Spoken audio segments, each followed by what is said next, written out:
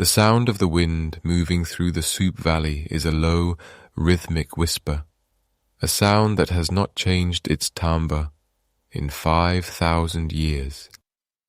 It carries the scent of dry earth and the faint, salty memory of the Pacific Ocean, which lies only 25 kilometers to the west.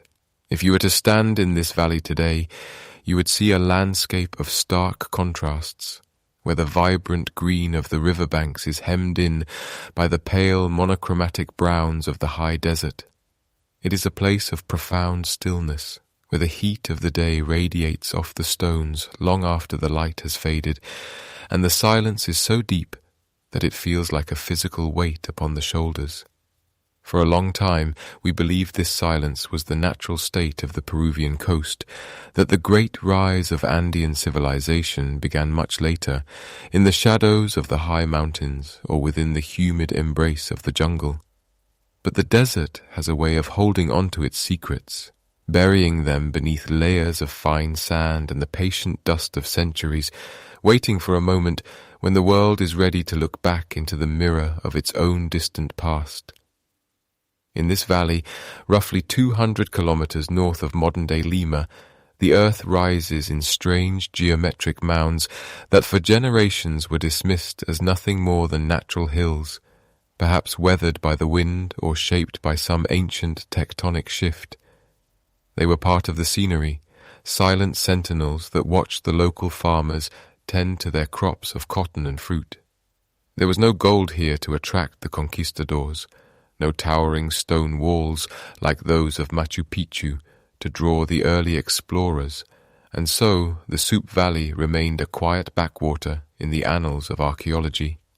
It was a place where time seemed to have slowed to a crawl, and the deep history of the Norte Chico region, this stretch of north-central coast, remained hidden in plain sight. We did not know that we were walking over the foundations of the oldest city in the Americas, a metropolis that was flourishing while the pyramids of Giza were still being planned, and while the first stones of Stonehenge were being dragged across the Salisbury Plain. The story of our awakening to this reality begins not with a grand expedition, but with the persistent curiosity of a woman named Dr. Ruth Shady. In the mid-1990s, she began to look at these mounds with a different set of eyes, sensing a deliberate intent in their arrangement. She saw how they formed a horseshoe shape, encircling a vast open plaza, how they seemed to speak to one another across the dusty expanse. As she began the painstaking work of excavation, peeling back the layers of time with brushes and small trowels, the desert began to give up its ghosts.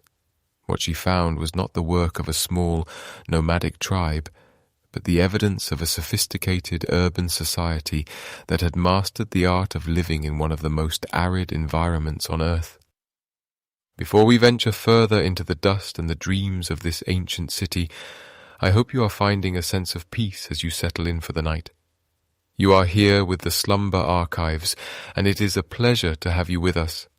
We gather here every single day to explore the quiet corners of our shared history, weaving stories to help you drift into a restful sleep. If you enjoy these journeys through the past, please do consider subscribing so you never miss a night of storytelling. A simple like on the video also helps others who are looking for a calm place to rest find their way to us. For now, let us return to the shifting sands of the Supe Valley and the woman who dared to redefine the timeline of human civilization. As Dr. Shady and her team worked, they encountered a problem that is familiar to those who study the deepest reaches of time. In archaeology, we often rely on stratigraphy, the study of soil layers where the oldest items are usually found at the bottom. But the sheer scale of Caral was disorienting. They found massive platforms, sunken circular courts, and intricate staircases built from stone and mortar. To find the truth of its age, they turned to radiocarbon dating, a process that measures the decay of carbon atoms in organic materials to determine when a living thing died. They found woven reed bags, known as shikras, which the ancient builders had filled with heavy stones to provide stability to the monumental structures against the frequent earthquakes of the region. Because these reeds were once alive, they could be tested. When the results came back from the laboratories, they sent a shockwave through the scientific community. The dates were not 2,000 years old, or even 3,000. They pointed back to the year 2600, before the Common Era, and even further, to 3,000 before the Common Era. This was a revelation that challenged everything we thought we knew about the cradle of civilization. It suggested that urban life in the Americas did not begin as a slow imitation of the Old World, but emerged independently and with staggering complexity at the same time as the great cultures of Mesopotamia and Egypt. The realization was profound that while the Sumerians were developing cuneiform script in the Fertile Crescent, the people of the Supe Valley were already building a sacred city of monumental proportions. But as the age of Caral became clear, so did a series of haunting questions that remain largely unanswered to this day. Why did they build here, in this narrow strip of desert between the mountains and the sea? How did they sustain such a large population without the staple crops we usually associate with early civilizations, like wheat or corn? Most mysteriously of all, as the excavations continued year after year, the archaeologists noticed a glaring absence. In most ancient cities, you find the tools of war, bronze spearheads, stone clubs, or defensive walls built to keep out marauding invaders.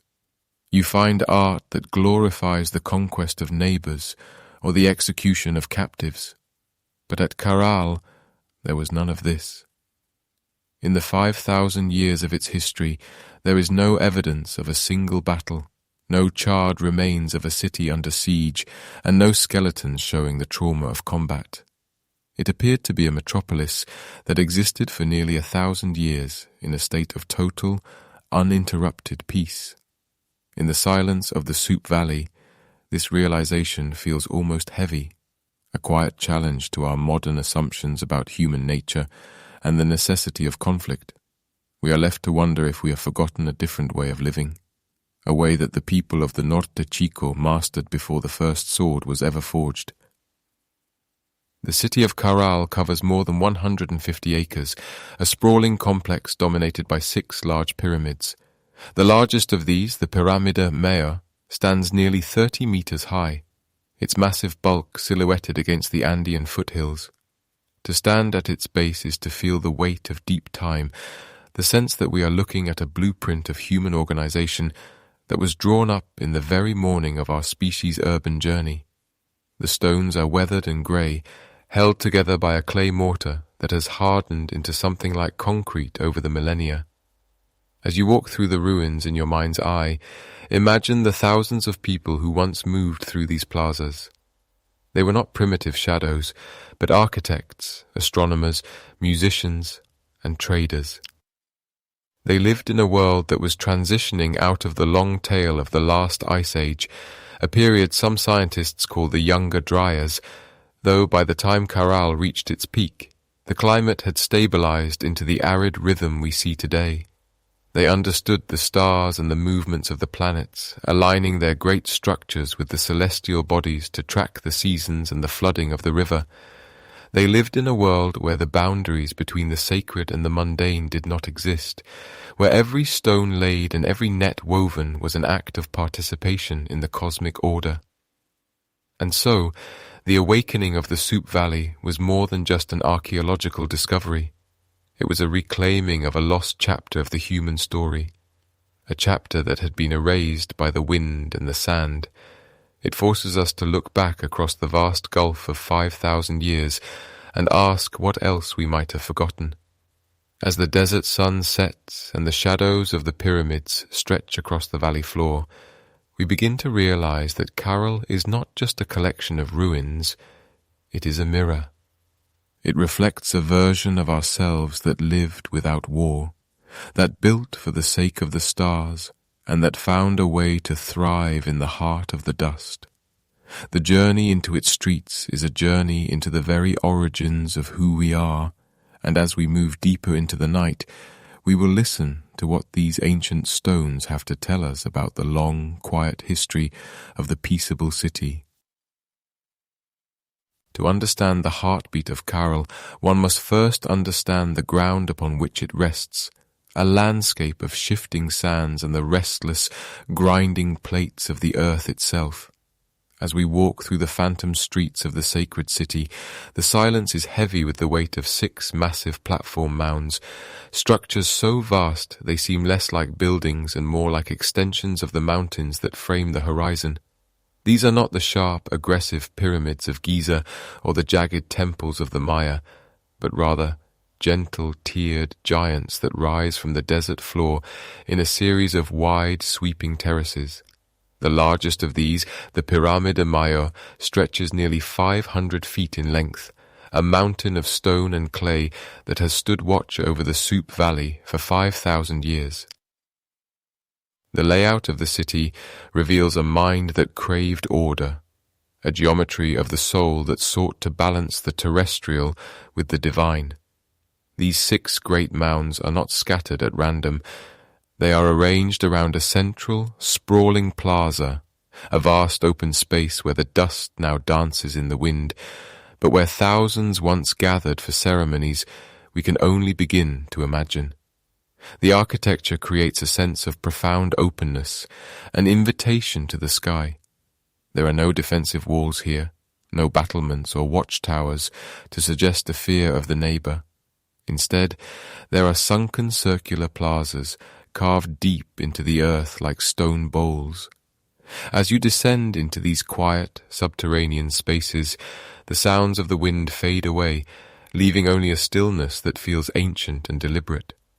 It is as if the builders wanted to create a place where one could literally step out of the world and into a deeper conversation with the earth.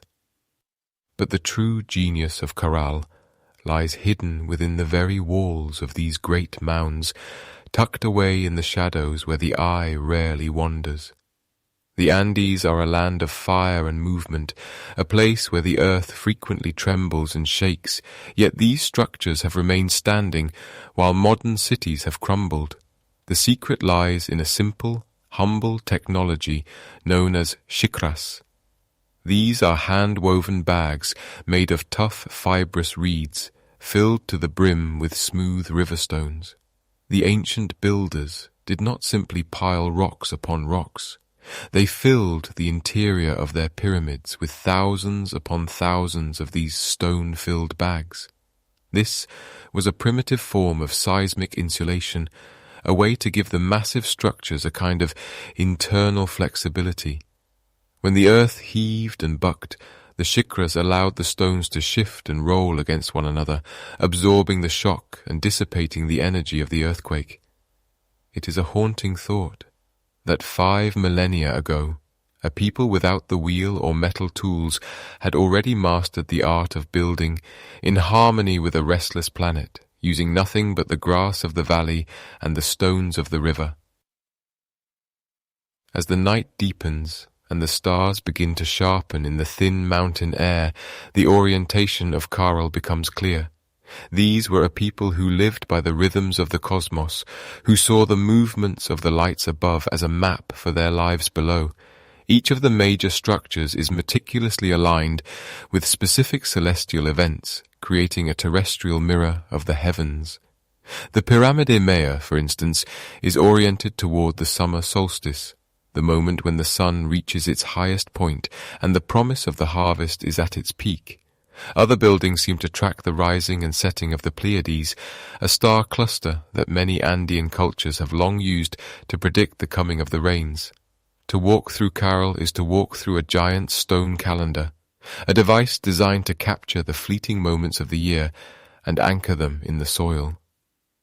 One can almost see the ancient astronomers standing atop these mounds, their eyes fixed on the dark gaps between the stars, waiting for the exact moment when a certain light would crest the ridge of the distant mountains. There is a profound patience in this kind of architecture, a willingness to observe the world for generations before laying a single stone. The city was not built in a hurried burst of ego, but rather grew slowly, layer by layer, as the people refined their understanding of the universe. They used the shadows cast by the sun and the silver glow of the moon to dictate where a wall should rise or where a staircase should descend. In the quiet of the Supe Valley, the boundary between the earth and the sky begins to blur, and you realize that for the people of Caral there was no distinction between the sacred and the scientific. Everything was part of a single breathing whole. The materials themselves tell a story of connection, a web of trade and labor that stretched from the high peaks to the crashing waves of the Pacific. The reeds for the chicras were harvested from the marshes near the coast, while the stones were gathered from the dry beds of the Supe River. The mortar was a simple mixture of clay and silt, yet it has held fast through 5,000 years of sun and wind. There is a tactile beauty in these ruins.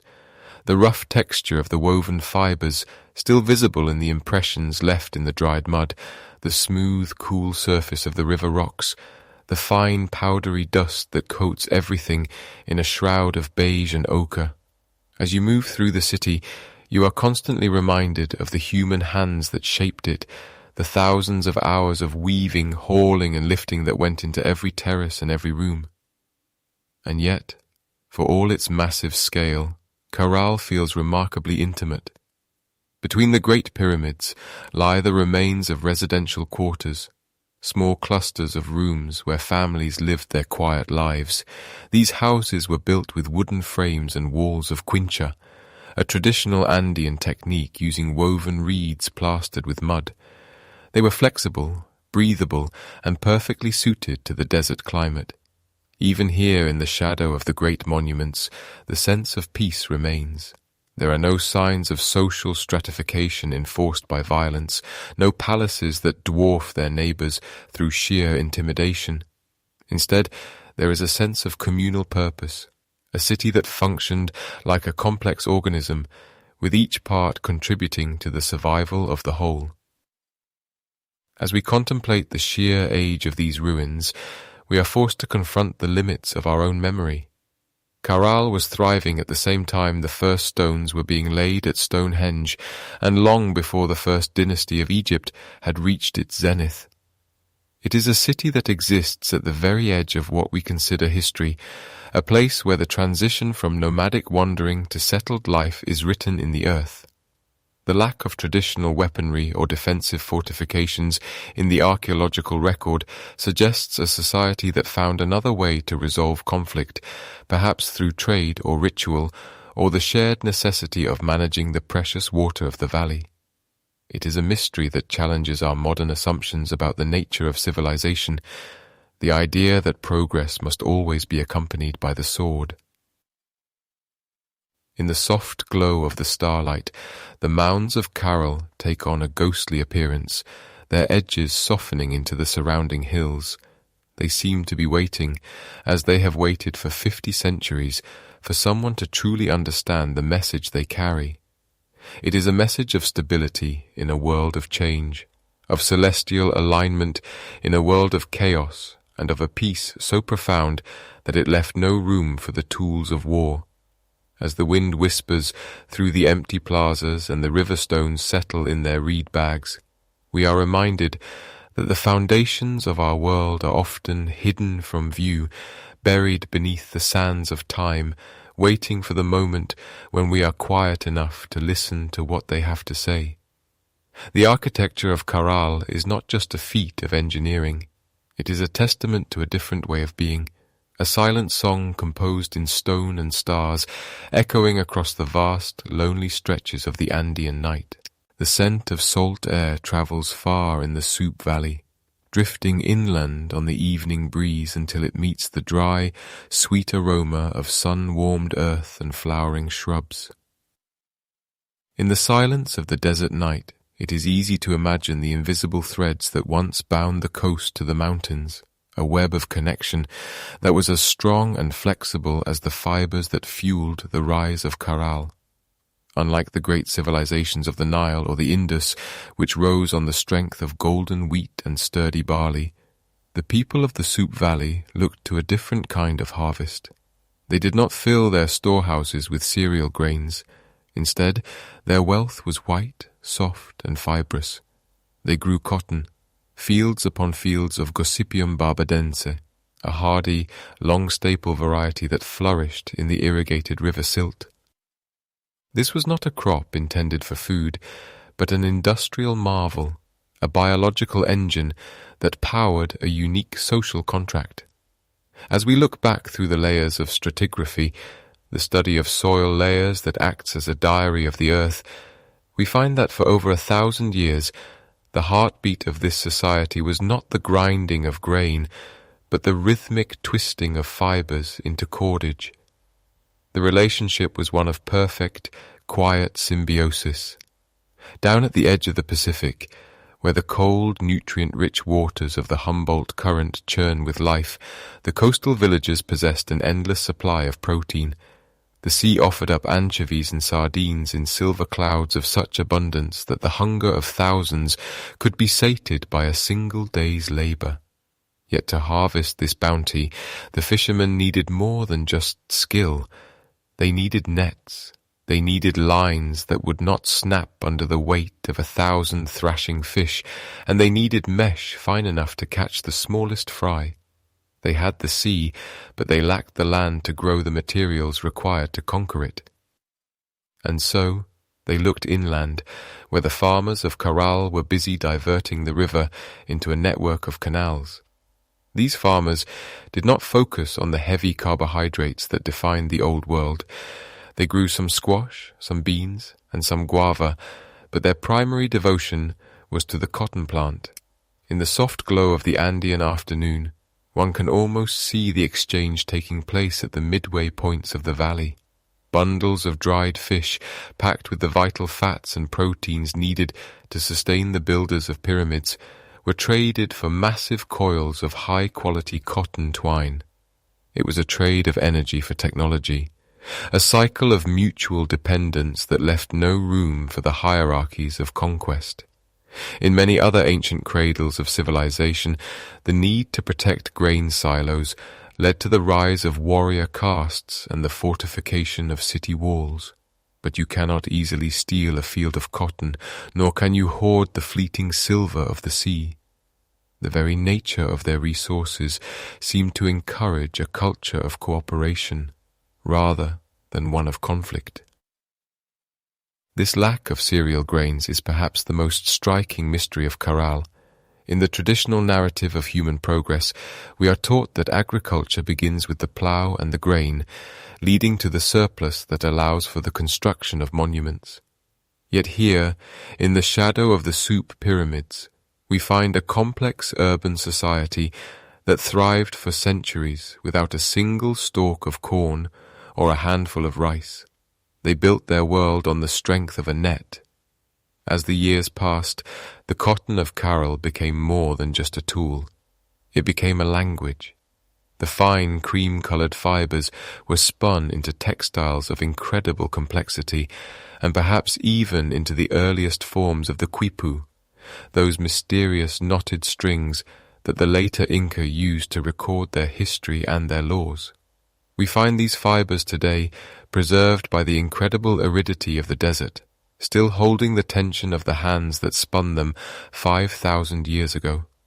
To touch a fragment of Caral cotton is to touch a physical link to a time before the invention of the wheel, before the forging of iron, and before the first pharaoh sat upon a throne. It is a reminder that there are many paths to greatness, and that a civilization can be woven together just as easily as it can be carved from stone. The farmers in the valley and the fishermen on the shore were two halves of a single heart, beating in time with the seasons and the tides.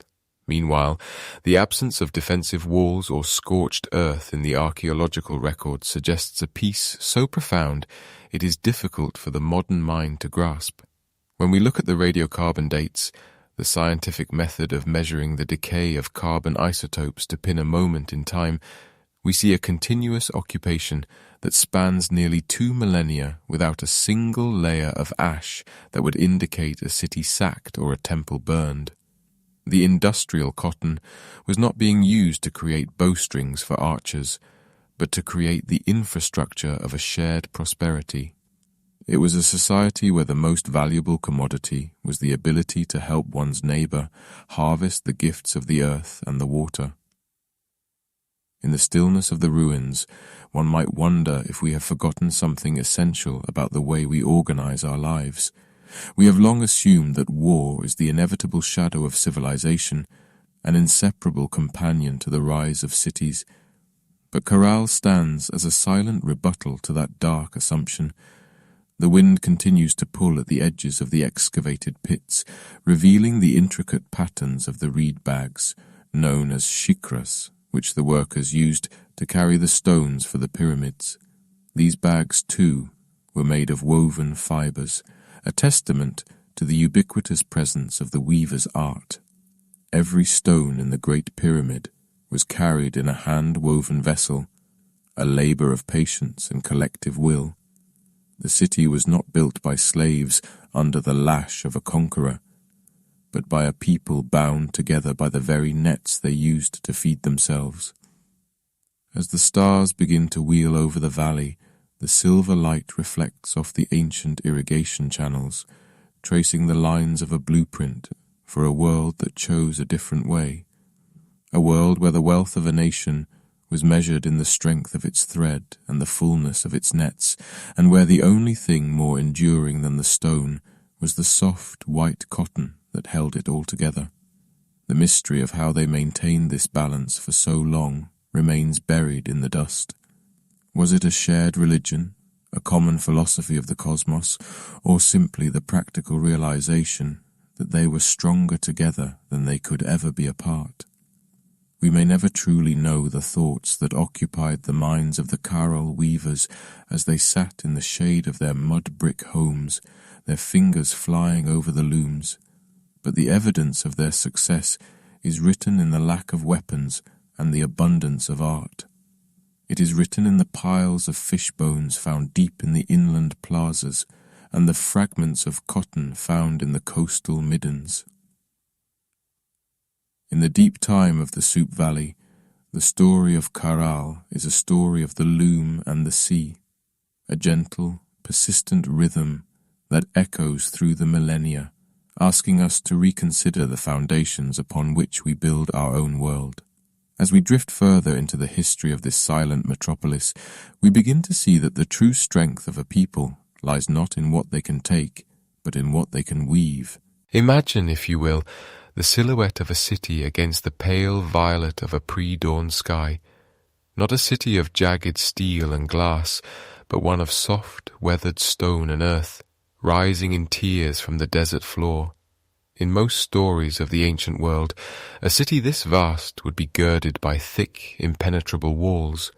Its gates would be heavy with timber and bronze, and its heights would be punctuated by watchtowers where sentinels scanned the horizon for the glint of approaching spears. We have come to accept that the birth of civilization is inextricably linked to the birth of the fortress, that as soon as humans gathered in great numbers to store grain and gold, they also gathered to sharpen blades. Yet as the sand is brushed away from the sacred precincts of Caral, a different reality begins to emerge, one that challenges the very marrow of our historical assumptions. As we walk through the open plazas and climb the wide, inviting staircases of the Great Pyramid, we notice a profound and eerie absence. There are no ramparts here, no defensive ditches ring the perimeter of the settlement, no battlements look down upon the valley with a cold, defensive eye. The city does not huddle in fear behind stone barriers. Instead, it spills outward with an almost vulnerable grace, its architecture designed for movement and gathering rather than exclusion and defense. In the language of archaeology, we look for fortifications as a marker of social complexity, a sign that a society has reached a level worth protecting and, by extension, worth attacking. But in the Supe Valley, 5,000 years ago, the concept of a wall seems to have been entirely foreign. The city was open to the wind, the dust, and the traveller, a place defined by its welcome rather than its walls. This absence of physical defences is mirrored by an even more striking absence within the earth itself. When archaeologists excavate the burial sites of ancient empires, the bones often tell a story of systemic cruelty. The telltale fractures of a mace blow to the skull, the notched ribs from a flint-tipped arrow, or the mass graves that speak of sudden, organized slaughter. These are the signatures of violent trauma, a term used to describe the physical evidence of conflict etched into human remains. However, among the hundreds of individuals unearthed across the Caral-Supe sites, these signatures are missing. The skeletons found here do not whisper of war. They speak of long lives, of communal labor, and of a people who seemingly went to their graves without ever having seen a battlefield. It is a silence that rings louder than any shout. To find a metropolis that flourished for over 1,000 years without a single piece of evidence for organized warfare is to encounter a ghost in the machinery of human nature. We are left to wonder if the people of Caral were simply lucky, tucked away in a peaceful pocket of the Andes, or if they had discovered a different way to exist. Perhaps they understood that the most durable structures are not built of stone and mortar, but of mutual necessity and shared ritual. As the years passed and the influence of Caral spread throughout the valley and beyond, it did not do so through the march of boots. There are no depictions of bound captives in their art, no murals of kings treading upon the necks of their enemies. Instead, the artifacts reveal a different kind of power, a trade-based hegemony that relied on the gentle pull of the market and the temple. Hegemony, a word we often associate with dominance, takes on a softer hue here, suggesting a leadership based on the prestige of their cotton, the beauty of their music, and the perceived power of their gods. They were the masters of the loom, providing the nets that fed the coast, and in return they received the treasures of the sea. A cycle of giving and taking that left no room for the blade. Think of the vast distances these people travelled, their feet tracing paths through the arid canyons and over the high, thin air of the mountain passes. They carried with them the spondylus shells from the warm northern waters of modern-day Ecuador, and the bright iridescent feathers of birds from the deep Amazonian rainforest. These were not the spoils of war, but the currency of a vast, interconnected web of exchange. In this deep time, before the invention of money as we know it, value was found in the rare and the sacred, and the people of Caral were the stewards of that value. They created a world where a merchant was more vital than a soldier, and where a flute made from a condor's wing carried more authority than a club. It is easy to romanticize this lack of conflict, to see Caral as a lost Eden in the desert, but the reality was likely more pragmatic. The environment of the Supe Valley was a fragile one, a narrow strip of green surrounded by a landscape of unforgiving brown. In such a place, cooperation was not just a moral choice, it was a biological imperative. To fight over water or land was to risk the destruction of the very systems that kept everyone alive, and so they wove their society together with the same care they used to weave their cotton, creating a fabric of interdependence that was stronger than any stone wall. As we sit in the stillness of our own time, looking back through the hazy lens of 5 millennia, the mystery of the missing weapons invites us to pause. We have been taught that progress is often bought with blood, that the rise of the city-state necessitated the rise of the army. But Caral stands as a silent rebuttal to that narrative, a testament to a millennium of peace that existed long before the first pyramids were raised in Egypt. It suggests that war is not an inevitable shadow of civilization, but a choice, one that the people of the Supe Valley simply never felt the need to make. The stratigraphy of the site, that layering of earth and time that serves as the diary of the world, shows no burn layers or sudden collapses that would indicate a city taken by storm. Instead, We see a slow, rhythmic accumulation of life. We see the floors of houses being replastered century after century, the hearths being cleaned and relit, the trash middens growing with the discarded shells of countless communal meals. It is a record of profound stability, a long, slow exhale of a culture that felt safe in its own skin. As the wind moans through the empty doorways of the abandoned city, it carries the scent of dry earth and the distant memory of salt. We are left to contemplate the possibility that for more than 1,000 years, the inhabitants of this valley lived without the fear of their neighbor. They looked at the mountains not as barriers to be defended, but as the source of the water that fed their fields. They looked at the sea not as a path for invaders, but as a provider of life.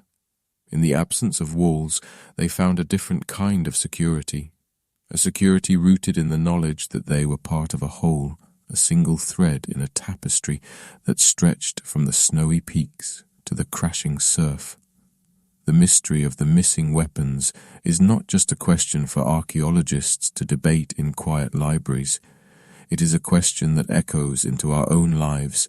It asks us what we are willing to build when we are no longer afraid. It asks us if we can imagine a greatness that does not require a victim. As the shadows lengthen over the ruins of Caral, and the first stars begin to flicker over the silent pyramids, we are reminded that once, in a valley by the sea, humanity built a masterpiece of stone and spirit, and they did it without ever lifting a hand in anger. The peace of Caral was not a fluke of history. It was the very foundation upon which their world was raised, a foundation that remains, even now, buried beneath the shifting sands of time. Imagine the sound of the wind not as a hollow whistle through the jagged peaks of the Andes, but as a deliberate, haunting melody that rises from the floor of the Supe Valley. In the heart of the great plaza, beneath the watchful gaze of the pyramids, a different kind of power was being harnessed. Not the power of the blade or the bow, but the power of the breath. As the archaeologists brushed away the dust of 5 millennia from the floor of the great amphitheatre, they did not find the remnants of a garrison or the scattered points of obsidian arrows. Instead, they uncovered a cache of 32 flutes, carefully placed, as if they were the most sacred treasures of the city. These instruments were not fashioned from wood that might rot or clay that might shatter easily. They were carved from the wing bones of the Andean condor and the coastal pelican, bridging the gap between the high mountain peaks and the crashing waves of the Pacific. Each flute is a masterpiece of prehistoric engineering, decorated with intricate incisions that depict monkeys, birds, and human figures, their surfaces polished by the touch of hands that have been gone for 50 centuries. When you look at these delicate artifacts, you realize that the people of Caral were not merely surviving in a harsh desert landscape. They were composing a soundtrack for their existence. The flutes were designed with varying numbers of fingerholes, allowing for a sophisticated range of tones that suggest a complex understanding of acoustics and musical theory long before the rise of the great empires of the Old World. Beside these delicate woodwinds, the researchers discovered 38 cornets, fashioned from the sturdier bones of the deer and the llama, instruments capable of producing a deeper, more resonant call that would have echoed off the stone facades of the pyramids and carried for miles across the valley floor. One can almost hear the low, rhythmic thrumming beginning as the purple dusk settles over the city. It is easy to envision hundreds, perhaps thousands of people gathered in the circular sunken courts, their movements synchronized to the rising swell of the music. In this space, the hierarchy of the city likely dissolved into a singular, collective heartbeat. There is a specific kind of social glue that is created when a community breathes together, sings together, and moves in unison, a phenomenon that modern sociologists sometimes call collective effervescence. In Caral, this was not merely a pastime. It was a technology of peace. While other nascent civilizations were perhaps investing their surplus labor into the forging of bronze daggers or the training of standing militias, the people of the Supe Valley were investing their time in the mastery of harmonic resonance. The placement of these instruments within the amphitheater suggests that music was the central pillar of their communal rituals. These were not private performances for an elite few, but grand immersive experiences designed to reinforce the bonds of the many.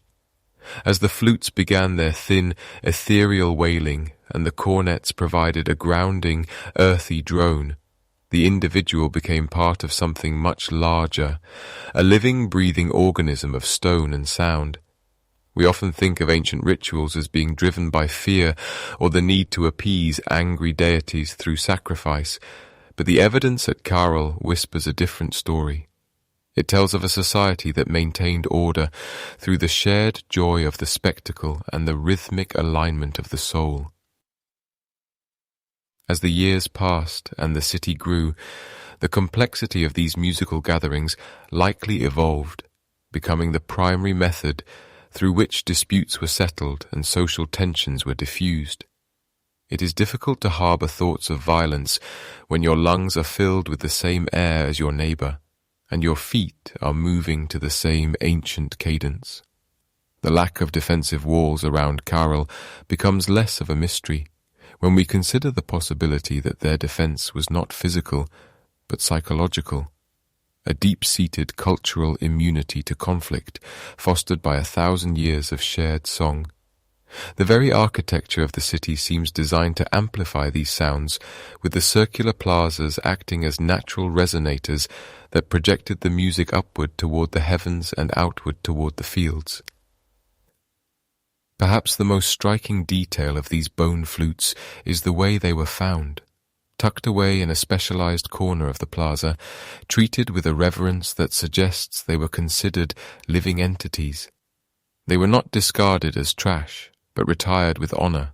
In the silence of the modern ruins, one can still feel the vibration of those long-ago notes, a lingering frequency that seems to permeate the very soil.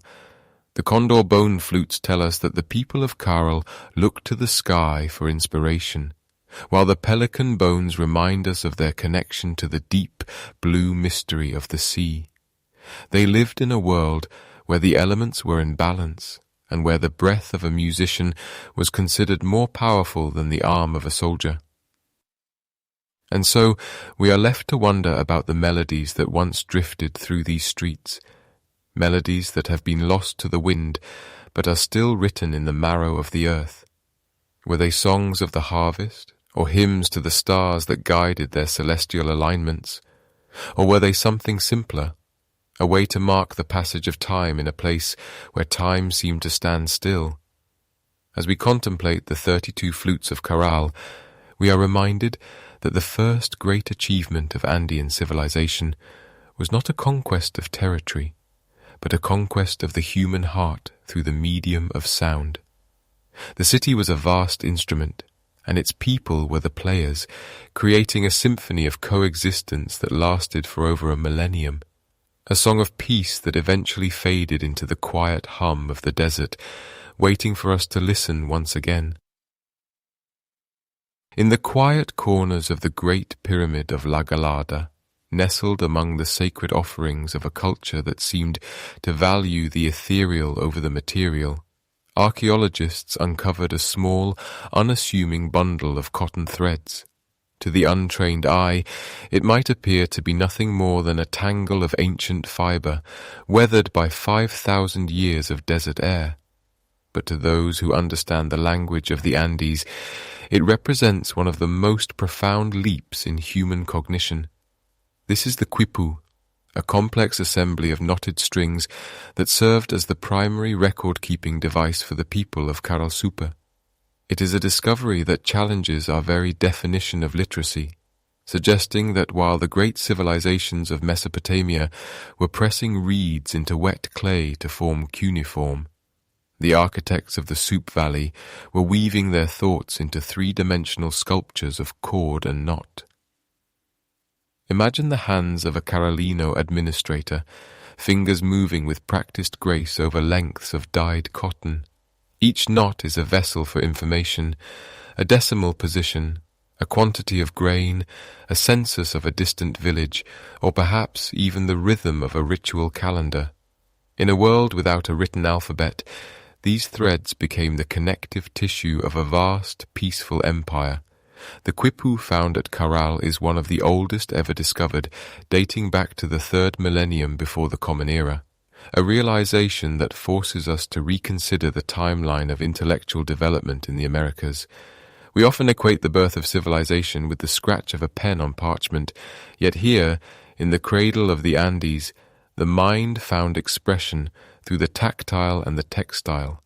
The Quipu was not merely a tool for counting, it was a mnemonic system of immense sophistication, a way of anchoring the fleeting movements of trade and time into a physical form that could be carried, stored and read by those initiated into its secrets.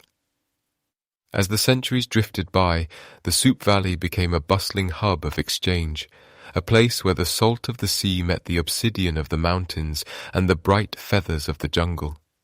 Managing such a complex network required more than just goodwill. It required a system of accountability that could transcend the limits of human memory. The Quipu provided this structure, allowing the leaders of Caral to track the flow of goods across hundreds of miles of rugged terrain. We see in these knotted strings the dawn of a bureaucratic elegance that functioned without the need for a standing army or a central palace of records. The information was decentralized, portable, and remarkably durable. While the papyrus of Egypt crumbled and the wooden tablets of other cultures rotted away, the cotton and wool fibers of the Andes endured, preserved by the same arid climate that kept the Great Pyramids standing. It is a haunting thought to realize that we may be looking at the world's oldest surviving database, a silent archive of a golden age that managed to organize tens of thousands of people through the simple rhythmic act of tying a knot. The sophistication of this system suggests a long period of development, a slow ripening of thought that likely began long before the first stone of Caral was laid. Scholars speak of stratigraphy, the study of the layers of earth that act as a timeline of human occupation, and in the deepest layers of the Andean coast we find the whispers of this emerging logic. The Quipu was not a sudden invention, but a refinement of a mnemonic tradition that allowed the Carolinos to achieve what few other ancient societies could, a complex urban existence sustained entirely through trade and mutual benefit rather than conquest. By recording the obligations of each community and the distribution of resources, the Quipu acted as a social contract made manifest. It was the silent witness to every transaction, ensuring that the delicate balance of the valley was maintained. In the absence of war, the energy of the people was directed inward, toward the perfection of their crafts, the alignment of their temples with the stars, and the mastery of this tactile language that bridged the gap between the seen and the unseen. We must wonder what was lost when the knowledge of how to read these earliest quipus faded into the mists of time. Today, researchers use mathematical models and comparative linguistics to try and decode the secrets held within the knots, but much remains a mystery. We can identify the numbers, the units of measure, and the categorical groupings, but the nuances of the narrative, the stories, the songs, and the lineages that might have been woven into the fibers remain just out of reach. There is a certain melancholy in holding a fragment of a 5,000-year-old record and knowing that it speaks a language of touch that we have forgotten how to hear. The Carolinos lived in a world where information was felt as much as it was seen, where the weight and texture of a string could convey the wealth of a nation or the history of a family. As the years passed and the city of Caral grew into a sprawling metropolis, the use of the Quipu likely became more specialized, with trained record keepers known in later cultures as Quipucamayocs serving as the keepers of the collective memory. These individuals would have been the weavers of the social fabric, literally and figuratively, ensuring that the legacy of the ancestors was preserved for the generations to follow. In this way, Caral was not just a city of stone and sand, but a city of information, a living library where the archives were kept in bundles and the history of the people was a tangible, physical presence. The lack of a phonetic alphabet did not hinder their progress. If anything, it may have fostered a different kind of unity, a shared understanding that relied on the physical connection between the record and the recorder. The presence of the Quipu at Caral also speaks to a remarkable continuity in Andean culture. This same technology would be used by the Wari, the Tiwanaku, and eventually the Inca, thousands of years later. It is a thread of intellectual heritage that runs unbroken through the millennia, a testament to the effectiveness of a system that was perfected at the very dawn of South American civilization. When we look at the ruins of the Supe Valley today, we see the bones of a great society, but the Quipu reminds us of its soul, the intricate, ordered, and deeply thoughtful mind that organized the chaos of the wilderness into a symphony of trade and tradition. It is a reminder that there are many ways to be civilized and many ways to remember. The desert wind still blows through the empty plazas of Caral, carrying with it the fine dust of the centuries, but the knots of the Quipu remain, a silent testimony to a people who did not need the sword to build a world. They needed only the string, the hand, and the shared memory of a peace that lasted longer than many of the world's greatest empires. As we contemplate these ancient records, we are invited to slow our own pace, to imagine a life where the most important things were not written in ink, but held in the gentle tension of a chord, a life where the past was always within reach, just a few knots away in the dark.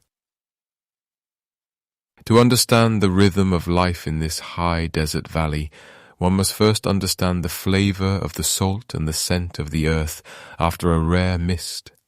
While the great civilizations of the East were taming the wild ox and the heavy-maned horse, the people of Caral-Supe were looking toward the horizon, where the grey-blue waters of the Pacific met the sky.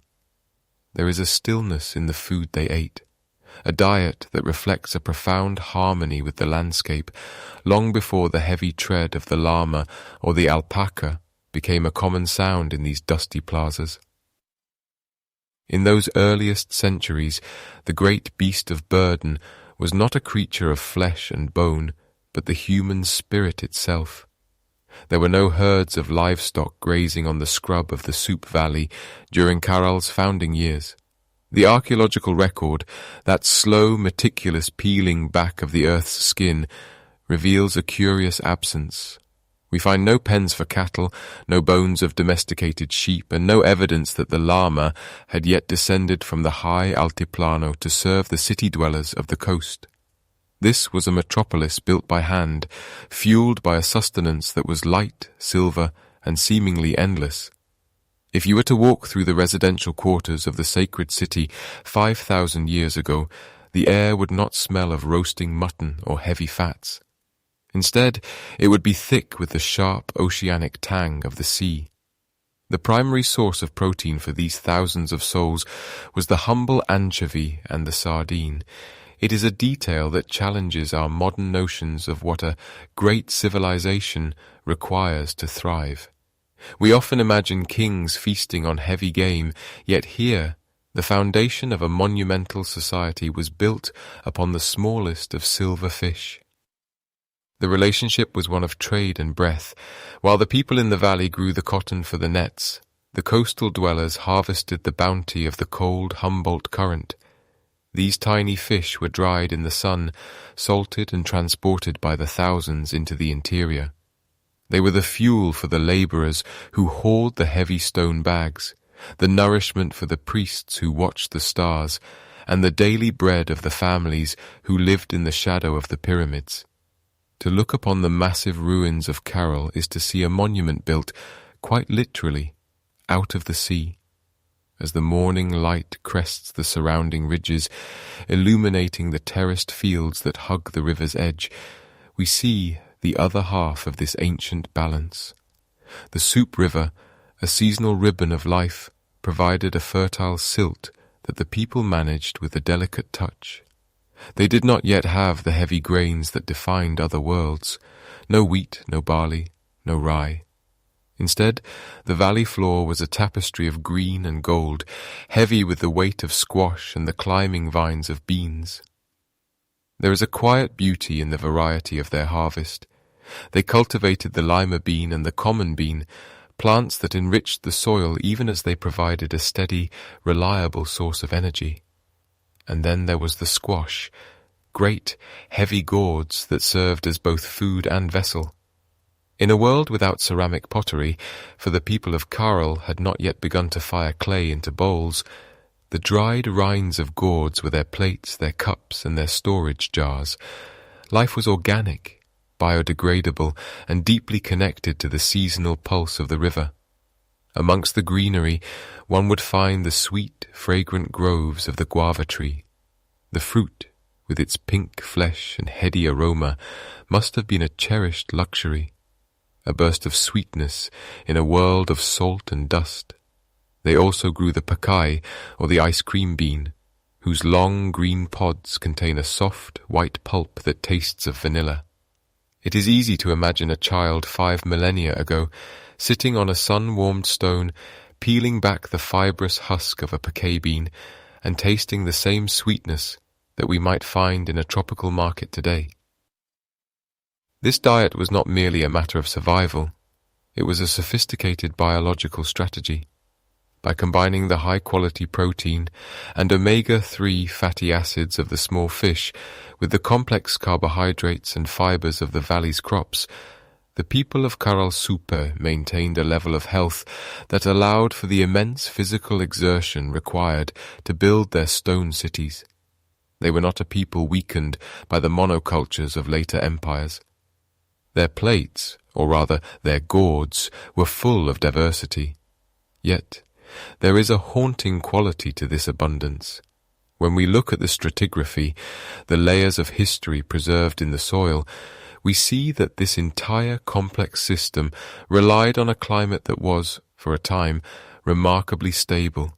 The people lived in a state of grace with the El Niño cycles, those periodic shifts in ocean temperature that can bring either life-giving rain or devastating floods.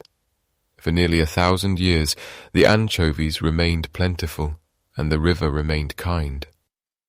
One wonders if they knew how fragile it all was. Did they offer prayers to the sea as they mended their cotton nets, or did they believe the silver fish would always come? In the absence of domesticated animals, they had no walking larder to fall back on in times of drought. They were tethered to the tide and the vine. This lack of livestock also meant that their world was remarkably quiet. There was no lowing of cattle, no bleating of sheep. The sounds of the city were the sounds of human voices, the whistling of the wind through the valley, and the rhythmic thumping of stone against stone. As the centuries passed, the landscape began to change, and perhaps the people began to look toward the mountains with a new kind of longing.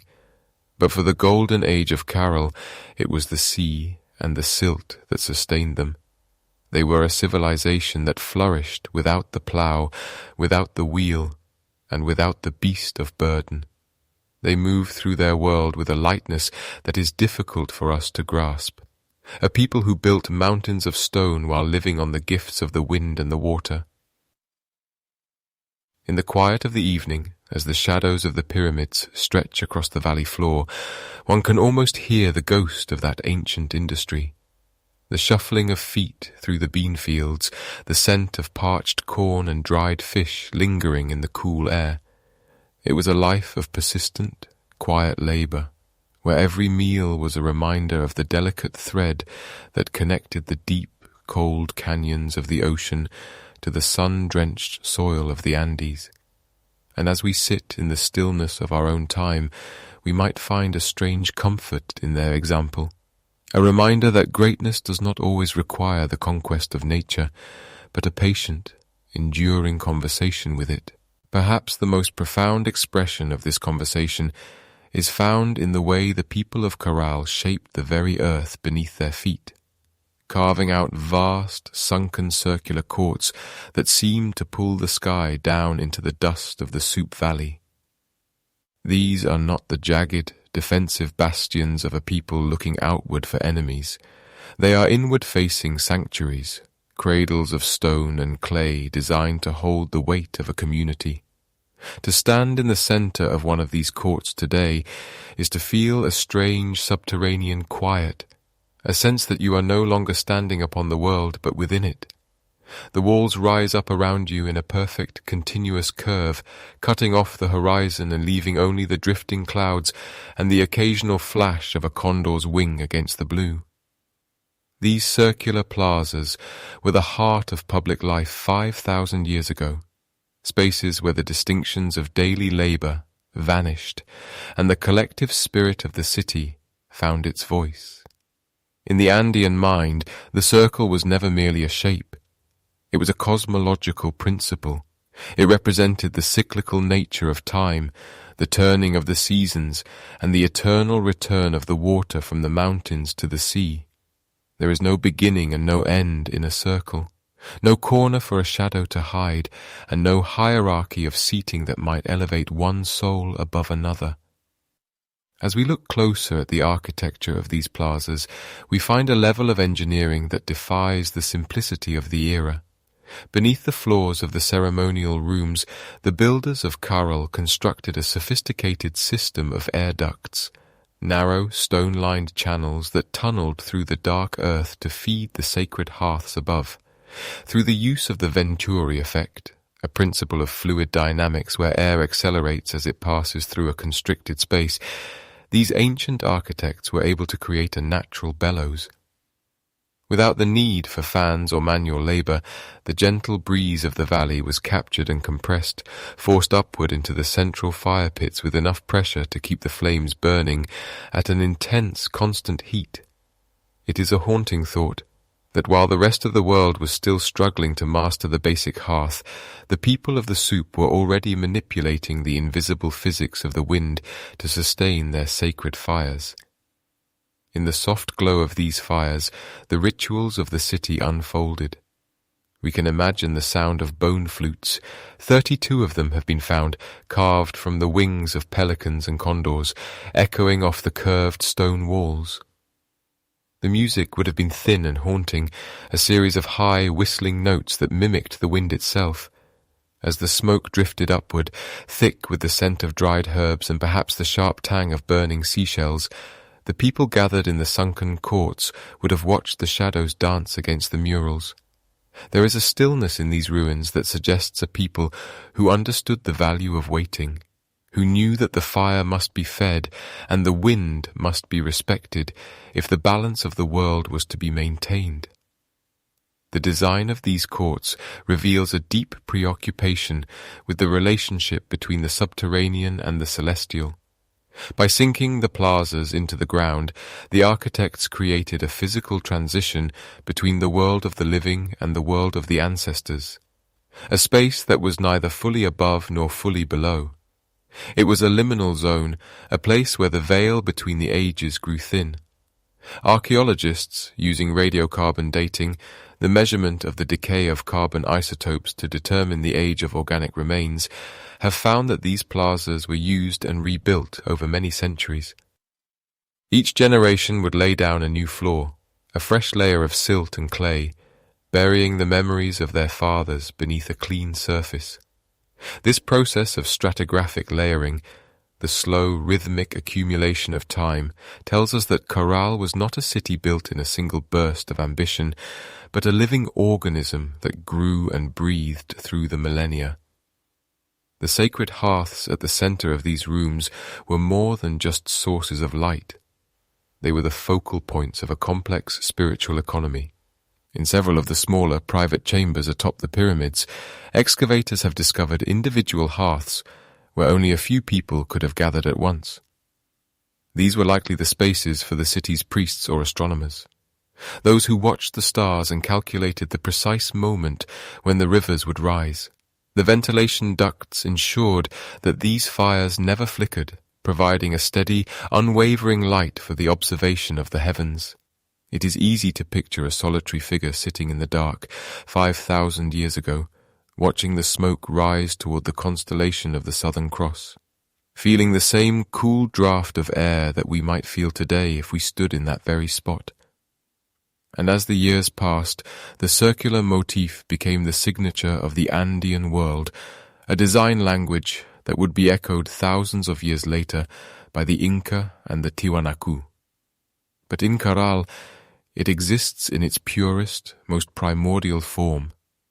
There is an elegance in the mathematics of these circles, a precision that suggests the builders were working from a sophisticated understanding of geometry long before the invention of the compass. They used fibers and cords, likely made from the same cotton they traded for fish, to scribe perfect arcs in the sand. Every stone was placed with an awareness of the whole, every duct aligned with the prevailing winds. It was an architecture of harmony, a testament to a society that viewed the earth not as a resource to be exploited, but as a partner in a grand, silent choreography. Meanwhile, the sunken nature of these courts served a practical purpose, as well as a spiritual one. In the harsh, bright glare of the desert sun, the depression of the plaza provided a natural reservoir of shade and a refuge from the scouring winds. It created a microclimate, a pocket of stillness where the voice could carry without being lost to the vastness of the valley.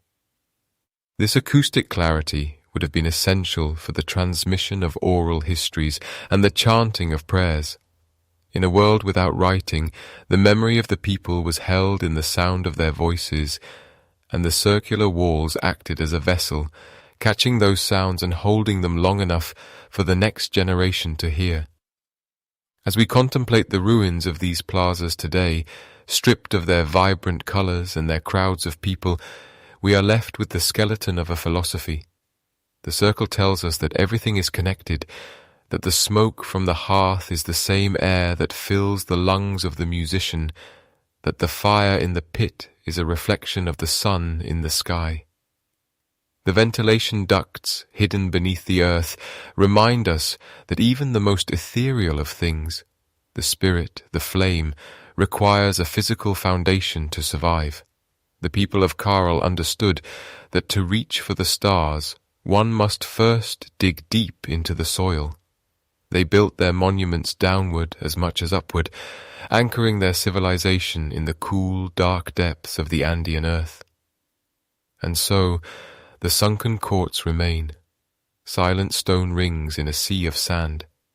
They are empty now, filled only with the ghosts of ancient melodies and the persistent, whistling wind.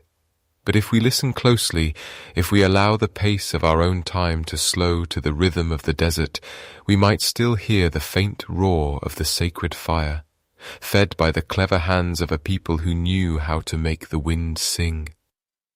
They left no names, no records of kings or conquests, only these perfect, enduring circles, a reminder that the most lasting things are often the ones that are built with the quietest of intentions.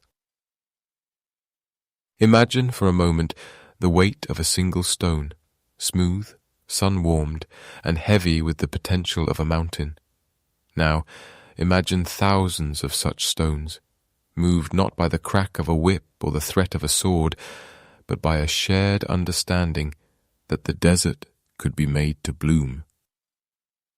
As we walk through the silent corridors of Caral today, we find ourselves standing in the midst of a profound social experiment that lasted for over a millennium. It is a city of hierarchies, yet it lacks the scars of oppression. In most ancient civilizations, the rise of great monuments is synonymous with the rise of the tyrant, the king who demands his name be etched in granite while his subjects toil in the dust. But here, in the Supe Valley 5,000 years ago, the architecture tells a different story, a story of coordination without coercion.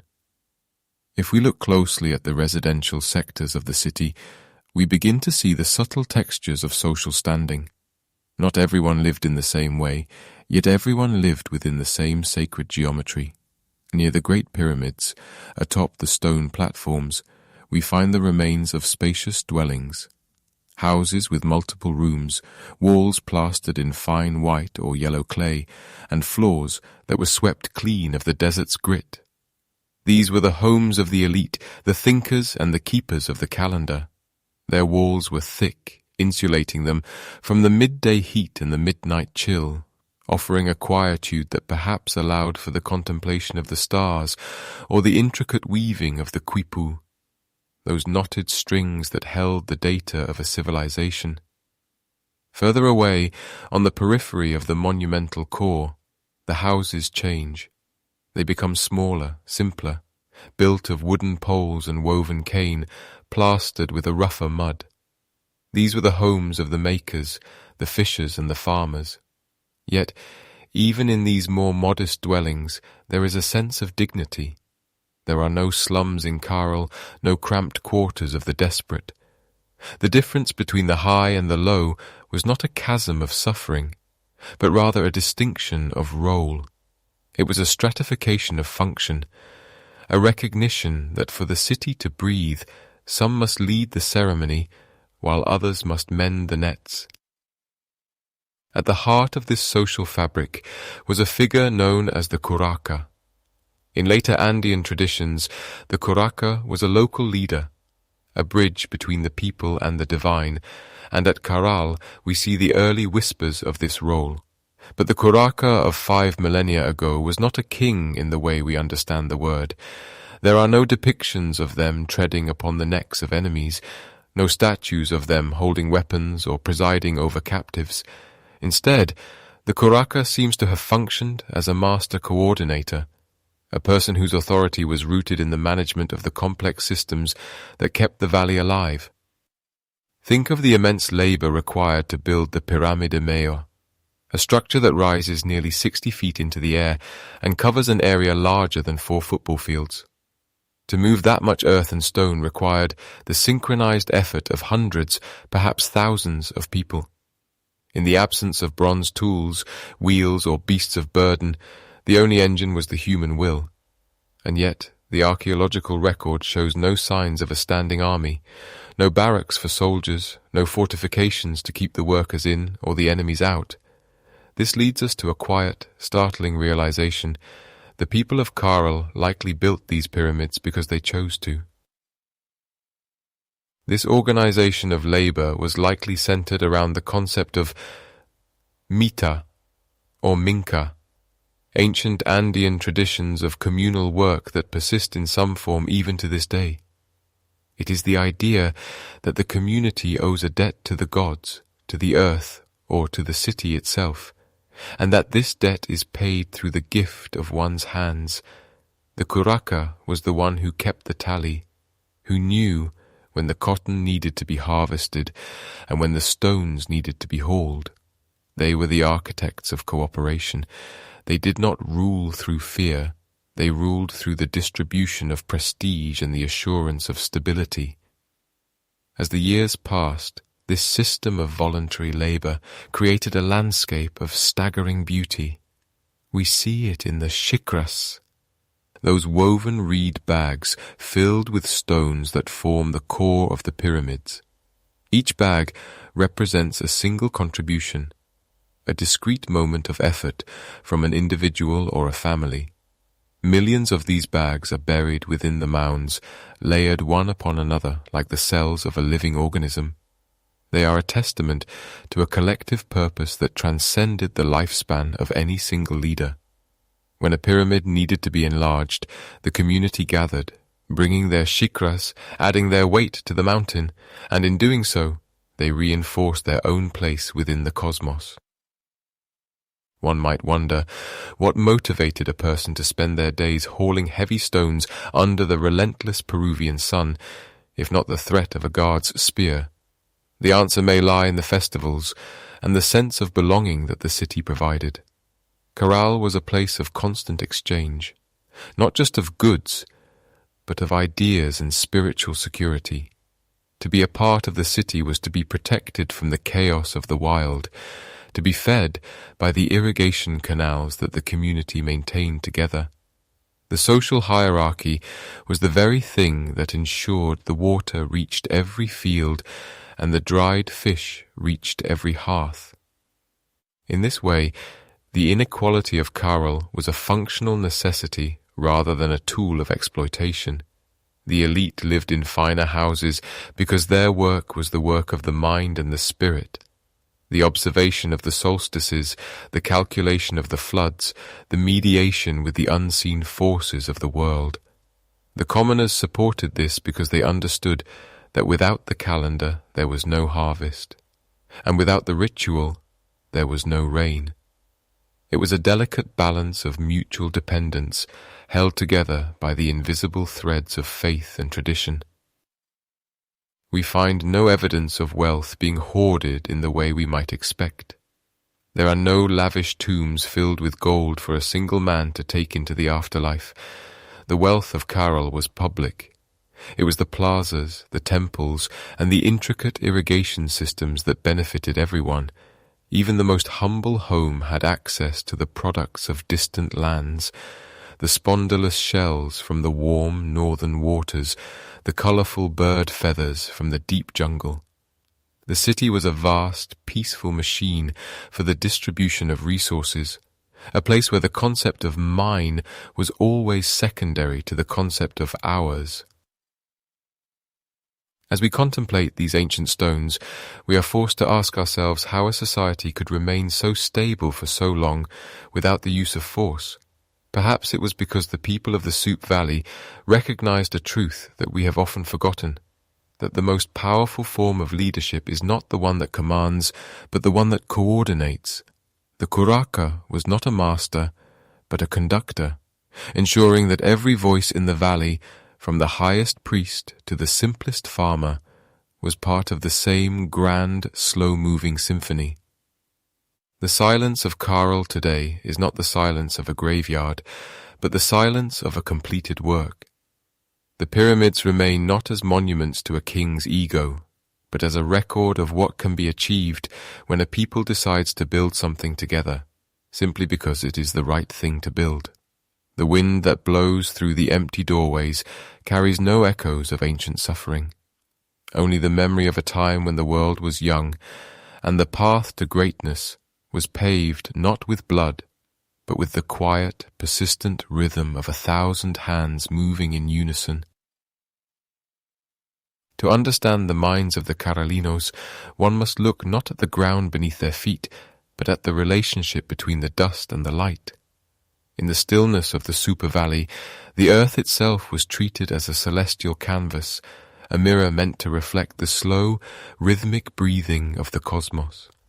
As the centuries drifted by, the people of this desert metropolis developed a way of seeing that blurred the lines between the divine and the practical, creating a world where a trench dug for water was as sacred as a prayer whispered in a sunken plaza.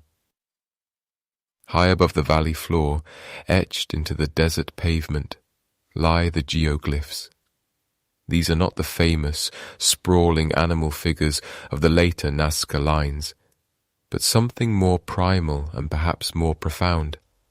They are giant, intentional markings, lines and shapes created by carefully rearranging the dark, oxidized stones of the desert surface to reveal the lighter sand beneath. When viewed from the surrounding ridges, these markings align with the peaks of distant mountains and the precise points on the horizon where the sun and stars emerge from the dark. These were not merely decorations, they were the gears of a massive, stone-hewn clock.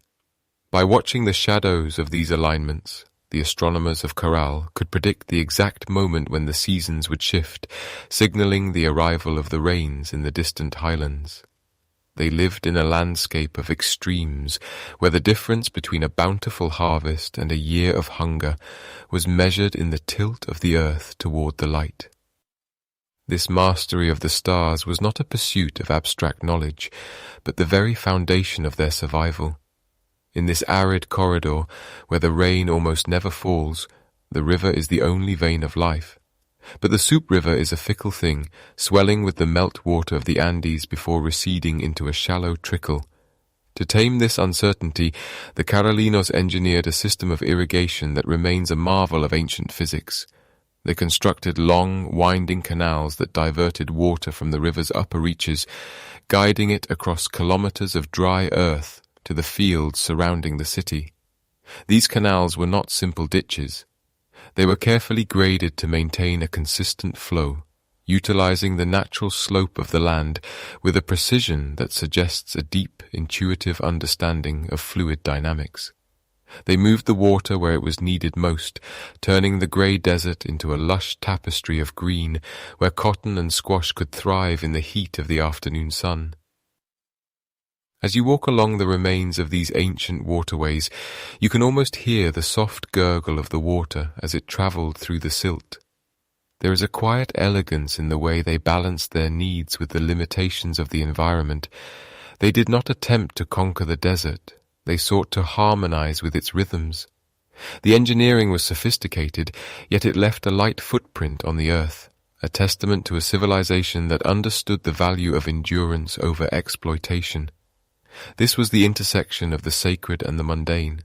A farmer clearing a blockage in an irrigation channel was performing a rite of maintenance for the entire community, ensuring that the lifeblood of the valley continued to flow.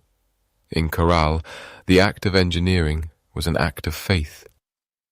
The placement of the Great Pyramids themselves serves as a final, breathtaking example of this synthesis.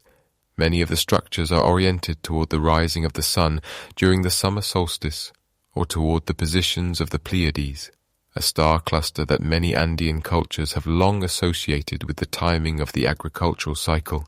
When the stars reached a certain point in the velvet blackness of the night sky, the priests knew it was time to prepare the soil. The rituals performed atop the mounds were timed to these celestial movements, creating a sense of unity between the movements of the planets and the growth of a single seed. It is a humbling thought to realize that 5,000 years ago, people were standing in these very spots, looking up at the same stars we see tonight, calculating the path of the future with nothing but stone, shadow, and a profound sense of observation. Archaeologists, using radiocarbon dating, a method of measuring the decay of carbon isotopes to determine the age of organic materials, have confirmed that these systems were in place and functioning for over 1,000 years. This longevity suggests a society of remarkable stability. There is no evidence here of the sudden, frantic shifts in infrastructure that often accompany war or internal strife.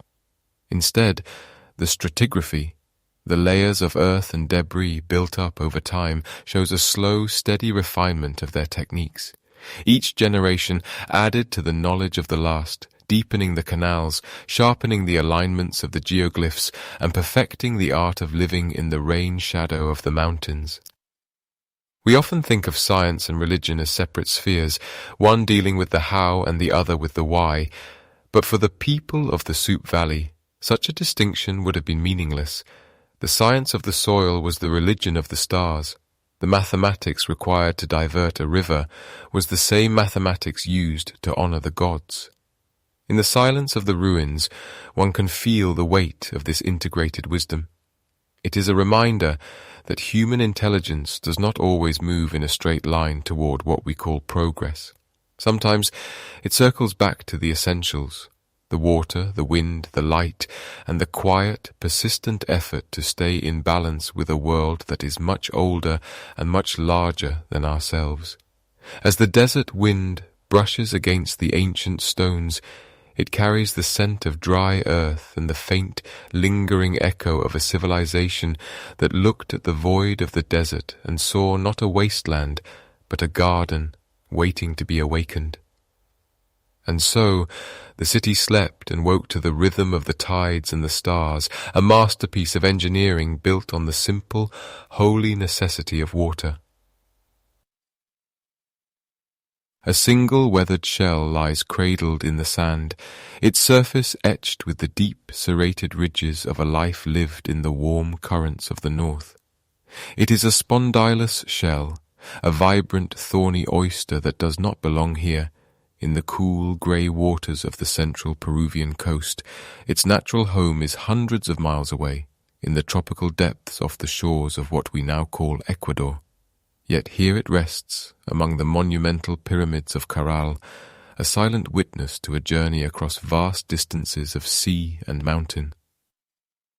How did this small, crimson-hued object find its way to the Supe Valley 5,000 years ago? To look at this shell is to realize that Caral was never an island of isolation, but rather the beating heart of a network that breathed in the resources of a continent.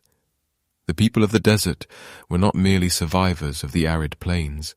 They were the architects of a grand exchange, a web of influence that stretched from the salt-sprayed cliffs of the Pacific to the humid emerald canopy of the Amazon basin. In the quiet of the archaeological record, we find the traces of these ancient travelers. Beside the marine treasures of the north, the excavators have uncovered the remains of achiote, a plant whose seeds yield a brilliant earthy red pigment. Achiote does not grow in the rainless shadows of the Andes. It is a child of the jungle, a spirit of the lowlands, where the air is thick with moisture and the sound of falling rain. To find its presence in the hearths of Caral is to understand that the mountains were not barriers, but bridges. The inhabitants of the city looked eastward, toward the jagged, snow-capped peaks of the Andes, and they saw a path. They followed the winding river valleys, climbing through the mist-shrouded cloud forests, descending finally into the deep green world of the interior to trade their precious cotton and dried fish for the exotic wonders of the rainforest. As the centuries drifted by, Caral established itself as a central hub, a place where the diverse offerings of South America converged in a peaceful commerce. Imagine the marketplace on a day when the winds are low, the air filled with the scent of drying peppers, the sharp tang of sea salt, and the sweet, musky aroma of tropical fruits that had travelled for weeks in woven bags. There is a profound stillness in the thought of these trade routes. Long lines of people moving slowly across the high-altitude passes, their breath visible in the thin, cold air, carrying the wealth of the jungle to the temples of the coast. The spondylus shell was more than just a decorative rarity. It was a sacred substance, often referred to as the food of the gods. Its presence suggests that the exchange network was not merely about survival or luxury, but about a shared spiritual language that united people across thousands of miles of rugged terrain. The red of the shell and the red of the achiote seed were the colors of life, of ritual, and of the rising sun, elements that bound the coastal fishers to the highland farmers and the jungle gatherers in a silent, unspoken pact of mutual need. We often think of ancient civilizations as small, localized clusters, yet the stratigraphy, that is, the study of the layers of earth and debris accumulated over time, tells a different story.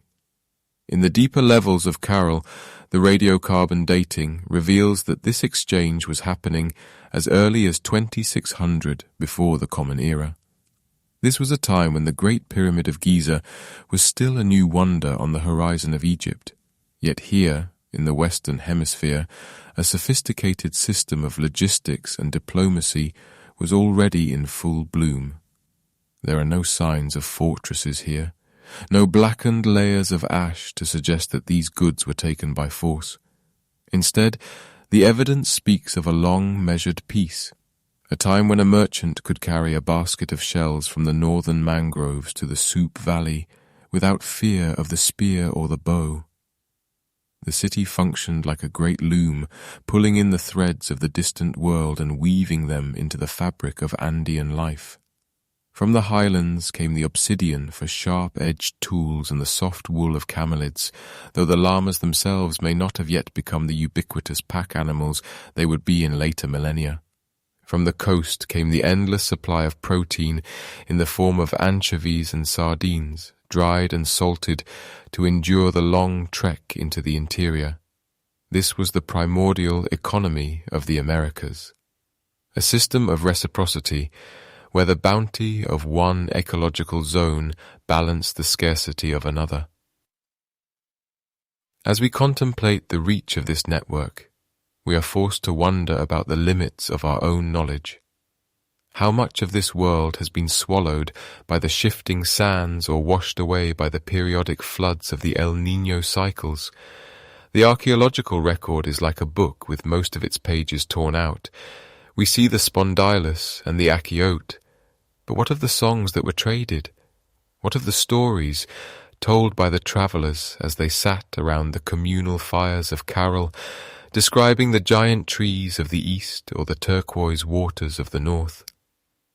There is a certain weight to this deep time, a realization that the foundations of Andean civilization were built on the principle of connection rather than conquest. Caral was a place where the horizon was always expanding, where the desert was not a wall but a doorway. The people who walked these plazas 5,000 years ago knew the geography of their world with an intimacy we can scarcely imagine. They understood the seasonal rhythms of the rivers and the hidden passes through the mountains.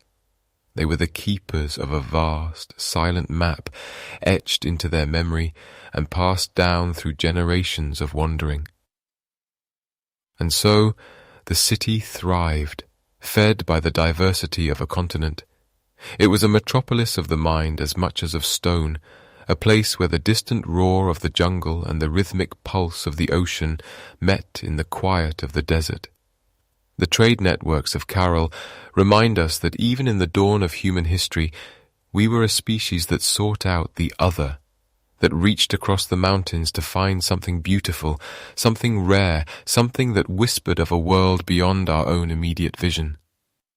As the night deepens over the ruins, the wind continues to move through the empty corridors, perhaps carrying the faint, ghostly scent of those ancient jungle resins, long since evaporated into the dry Andean air.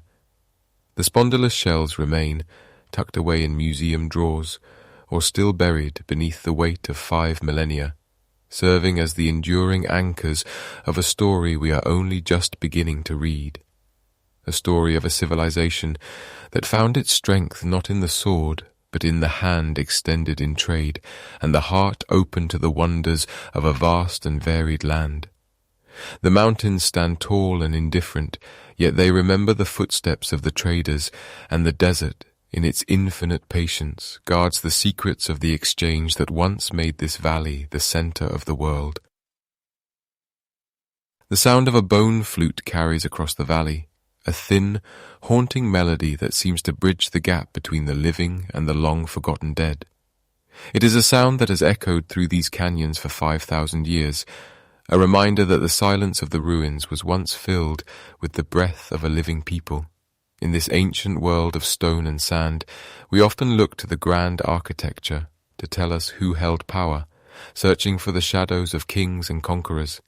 But as the dust is brushed away from the burial sites of the Supe Valley, a different picture emerges, one where the hand that guided the civilization was often a feminine one, steady and wise, holding the threads of society together with a grace that transcended the centuries. Deep within the coastal site of Aspero, tucked away in the shadows of the Great Pyramid, archaeologists uncovered a burial that whispered secrets of a forgotten social order. They call her the Lady of the Four Brooches. She lay in a funeral shroud of fine cotton, her body resting in a flexed position as if in a deep, dreamless sleep. She was not a young woman when she passed, perhaps reaching the age of 40, a significant span in a world where the elements were harsh and the work was demanding. But it was not her age that caught the breath of the excavators. It was the treasures that accompanied her into the dark. Around her were placed 4 complex brooches, or tupus, carved from the bones of birds and monkeys, their surfaces etched with delicate designs that spoke of high status and profound respect. These were not merely ornaments, they were symbols of authority, perhaps markers of a lineage that stretched back to the very founding of the city. Beside her lay a necklace of several hundred beads, fashioned from the iridescent shells of the spondylus mollusk. A shell brought from the warm waters far to the north, a luxury item more precious than gold to the peoples of the Andes. To possess such things was to be connected to the vast networks of trade and the sacred rhythms of the sea. The presence of this noble woman, buried with such care and wealth in a place of public prominence, suggests that in Caral-Supe, leadership was not the exclusive domain of men. Power flowed through the veins of women as well, manifesting in roles of spiritual guidance, administrative oversight, and perhaps even the governance of the city itself. As the years passed and the desert winds continued to shift the sands, more evidence of this feminine influence came to light, though it was often found in the smaller, more intimate details of daily life. In the quiet corners of the residential complexes, away from the grand plazas, we find the remnants of textile production. In many ancient cultures, the loom was the heartbeat of the home, but here it was the heartbeat of the entire economy. It was the women who likely mastered the complex art of spinning and weaving the creamy, naturally colored cotton that grew in the irrigated fields. They transformed raw fibers into the nets that fed the city and the intricate garments that defined its people.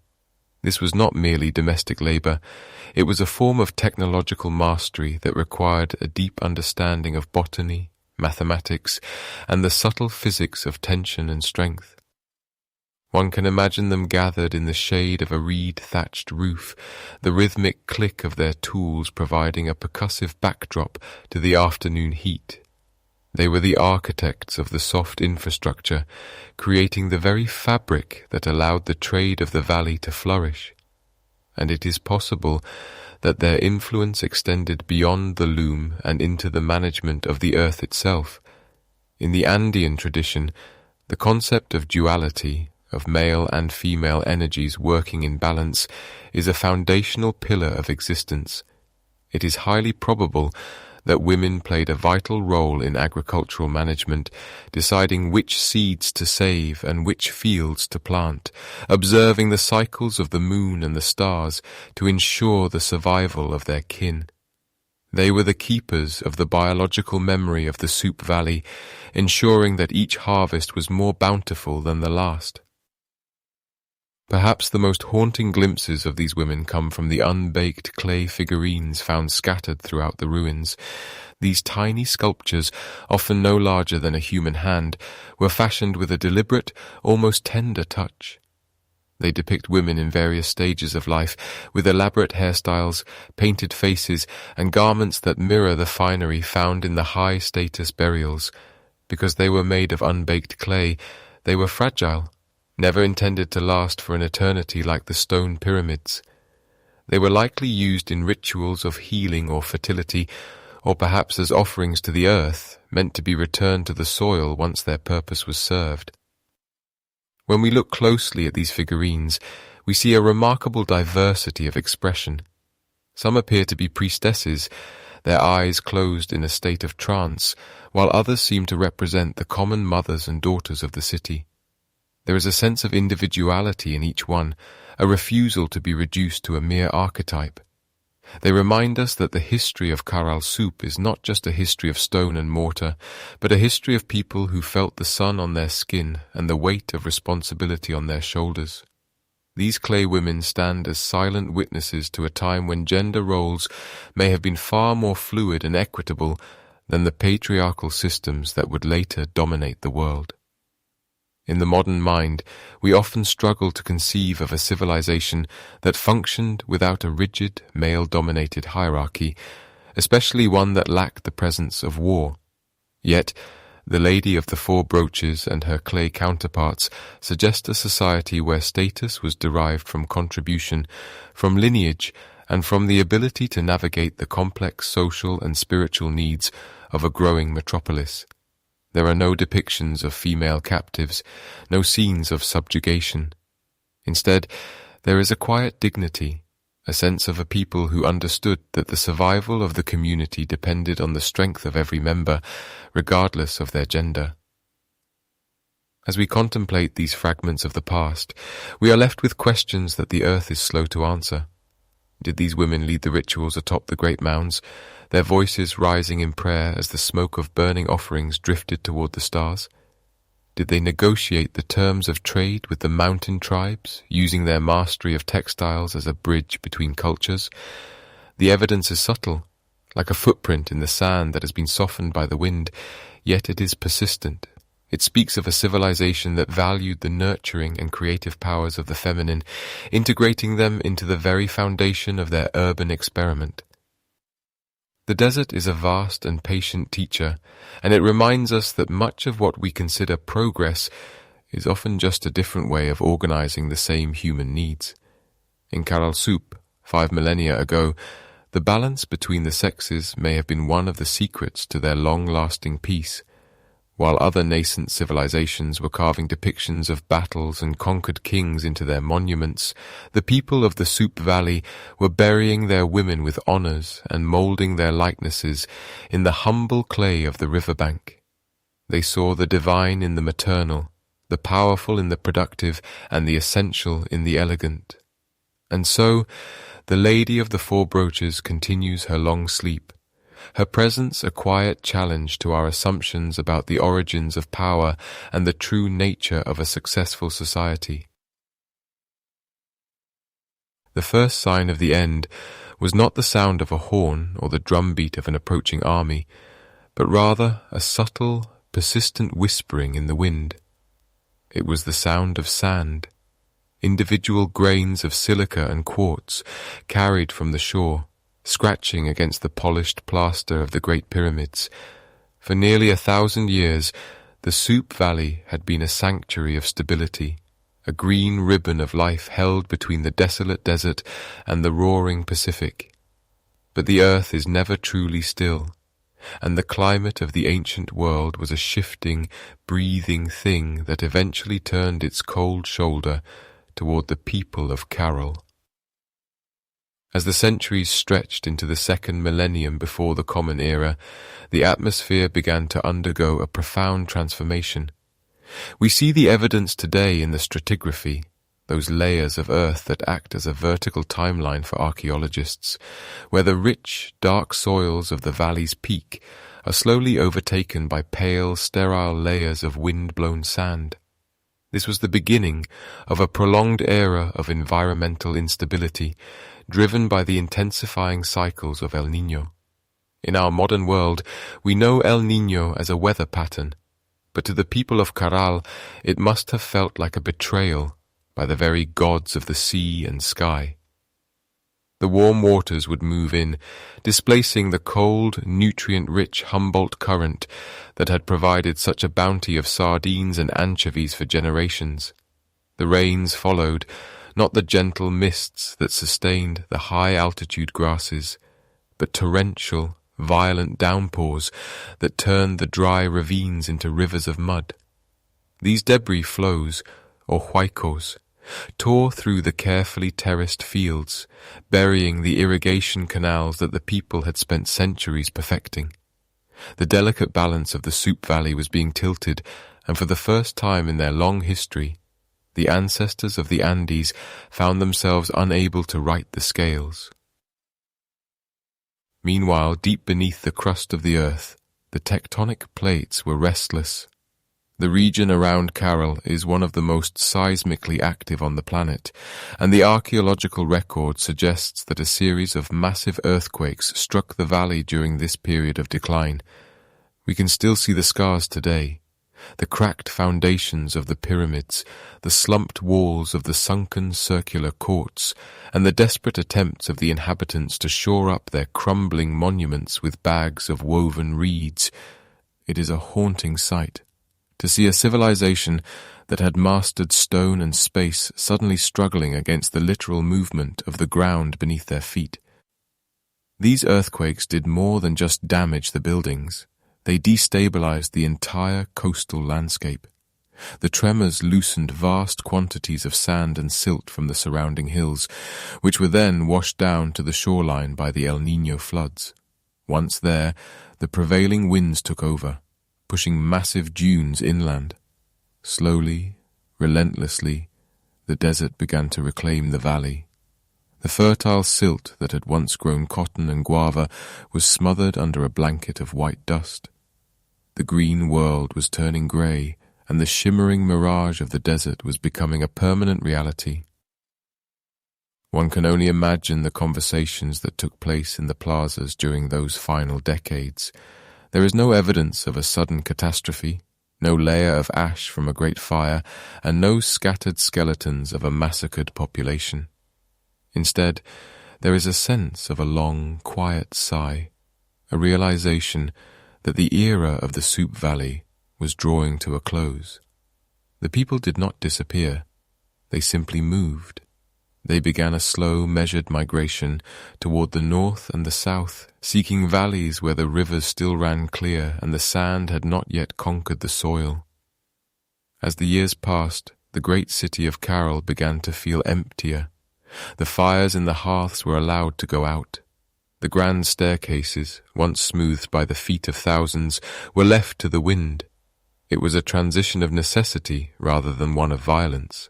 The inhabitants were taking with them the knowledge they had cultivated over 1,000 years, the secrets of irrigation, the sacred geometry of their temples, and the social structures that allowed thousands of people to live in peace without the need for walls. They were carrying the seeds of Caral to new lands, where they would eventually bloom into the Chavin, the Moche, and eventually the Inca. There is a profound melancholy in this slow departure. It was not the fall of an empire, but the fading of a dream. The metropolis that never knew war was being defeated by the slow, inexorable march of the climate. The sand dunes, some rising dozens of feet high, began to crest over the walls of the lesser buildings, filling the rooms where families had slept and where weavers had spun their cotton. The city was being entombed, not by its enemies, but by the very earth it had honored for so long. Archaeological excavations reveal that before they left, the people of Caral performed a final, poignant act. They did not simply abandon their temples to the elements. Instead, they carefully buried many of their sacred spaces. They filled the rooms with clean sand and stones, sealing the floors and the altars as if to protect them from the indignity of decay. It was a ritual of closure, a way of saying goodbye to a home that could no longer sustain them.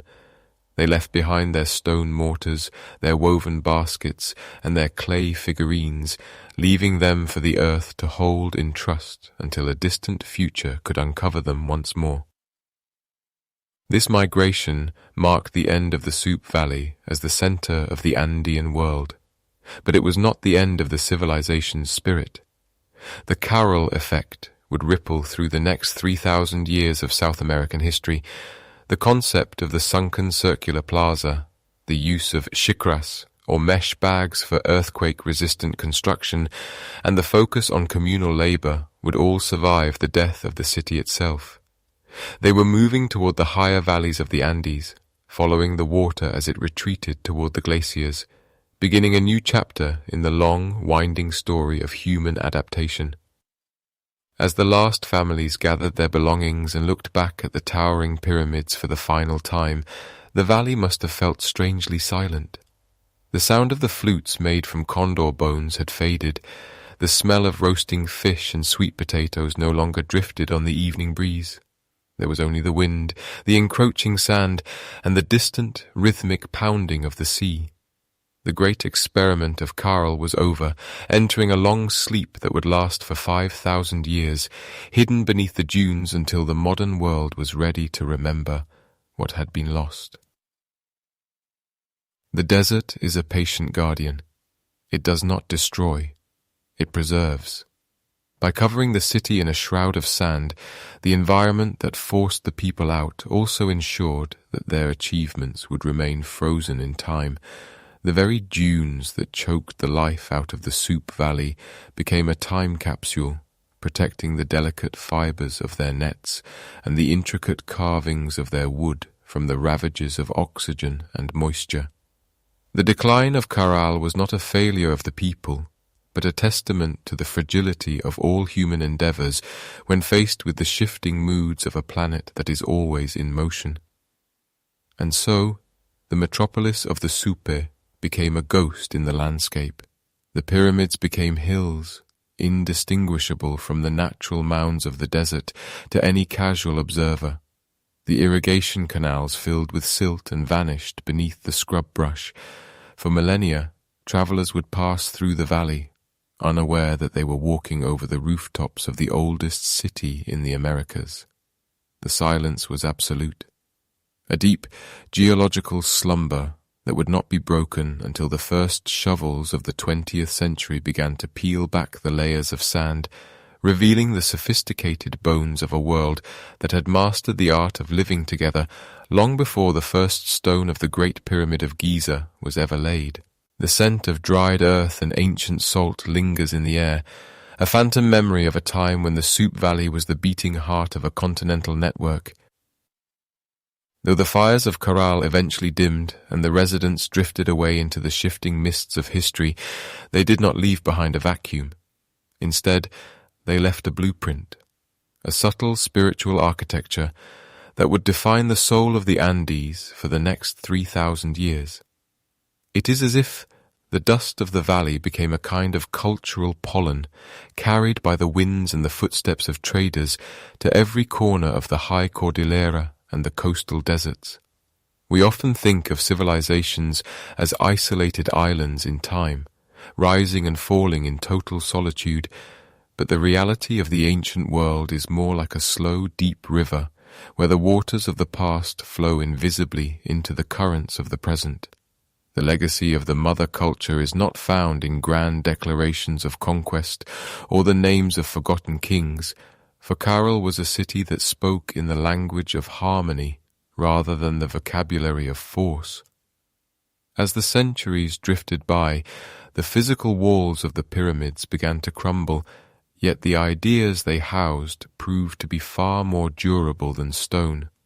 One of the most striking examples of this continuity is the persistence of the sunken circular plaza. These great, hollowed-out spaces, designed to bring people together in a shared acoustic experience, did not vanish when Caral fell silent. Instead, they became a foundational element of Andean sacred space. Centuries later, in the high mountain temple of Chavin de Huanta, the same circular geometry appears, a direct echo of the Supe Valley. The Chavin culture, which flourished nearly 2,000 years after the height of Caral, looked back to these ancient forms as a source of divine authority.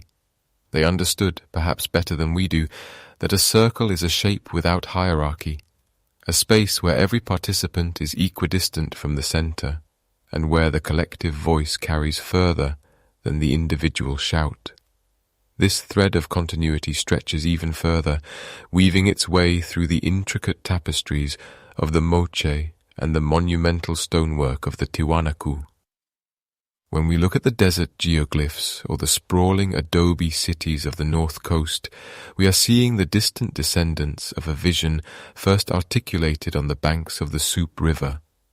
It is a lineage of thought that prioritizes the relationship between the celestial and the terrestrial.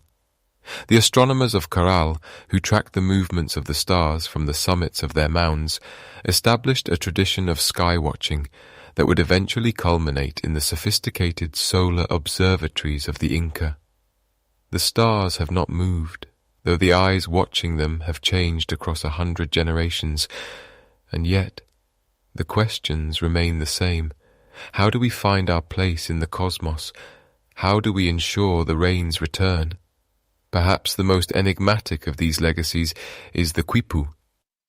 For a long time, historians believed that these knotted string devices were a relatively late invention, a clever accounting tool developed by the Inca to manage their vast empire. But the discovery of a Quipu in the ruins of Caral, dating back 5,000 years, shattered that timeline.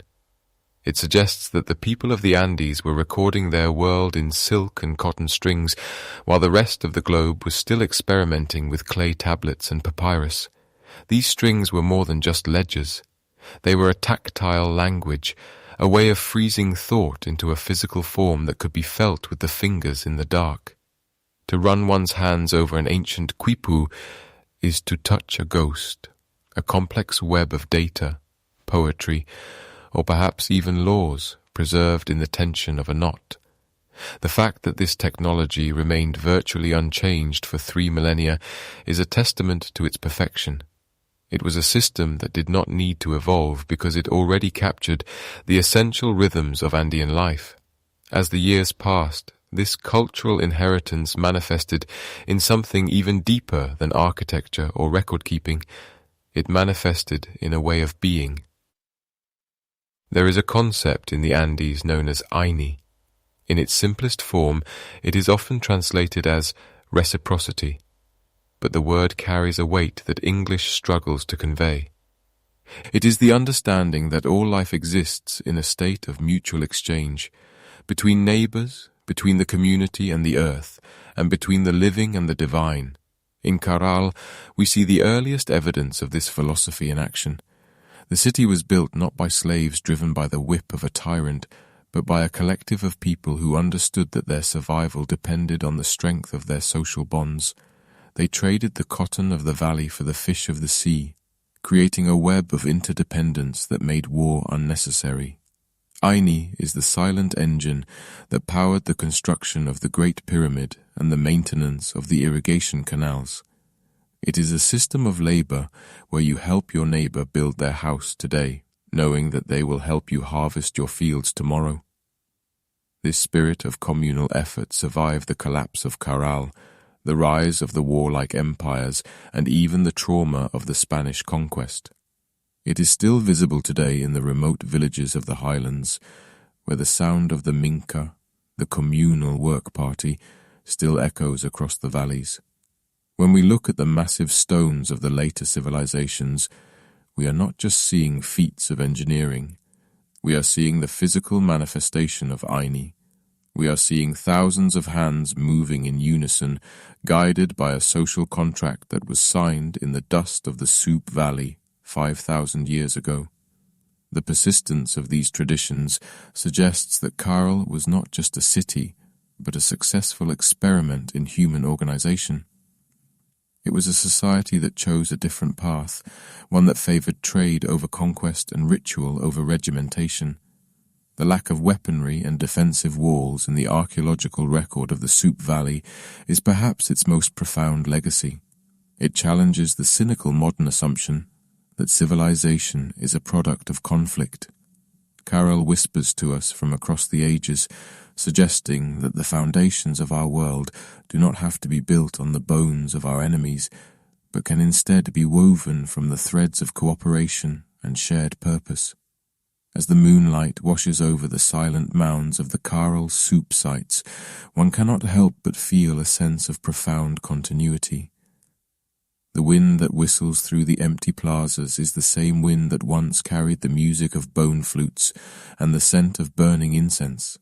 The mountains that frame the horizon have not changed their shape, and the human heart, with its longing for stability, for beauty, and for connection, remains the constant factor in this long unfolding story. We are all, in some sense, the children of Caral, inheritors of a world that learned how to dream in stone and string long before the dawn of what we call history. The shadows of the pyramids grow long, stretching out across the desert like fingers reaching for a future they could never have imagined. And yet, the essence of what they were, the quiet, persistent rhythm of a people living in balance with their world, remains. It is a legacy that does not shout from the mountain tops, but rather hums in the background of the Andean landscape, waiting for those who are willing to listen to the deep, slow heartbeat of the earth.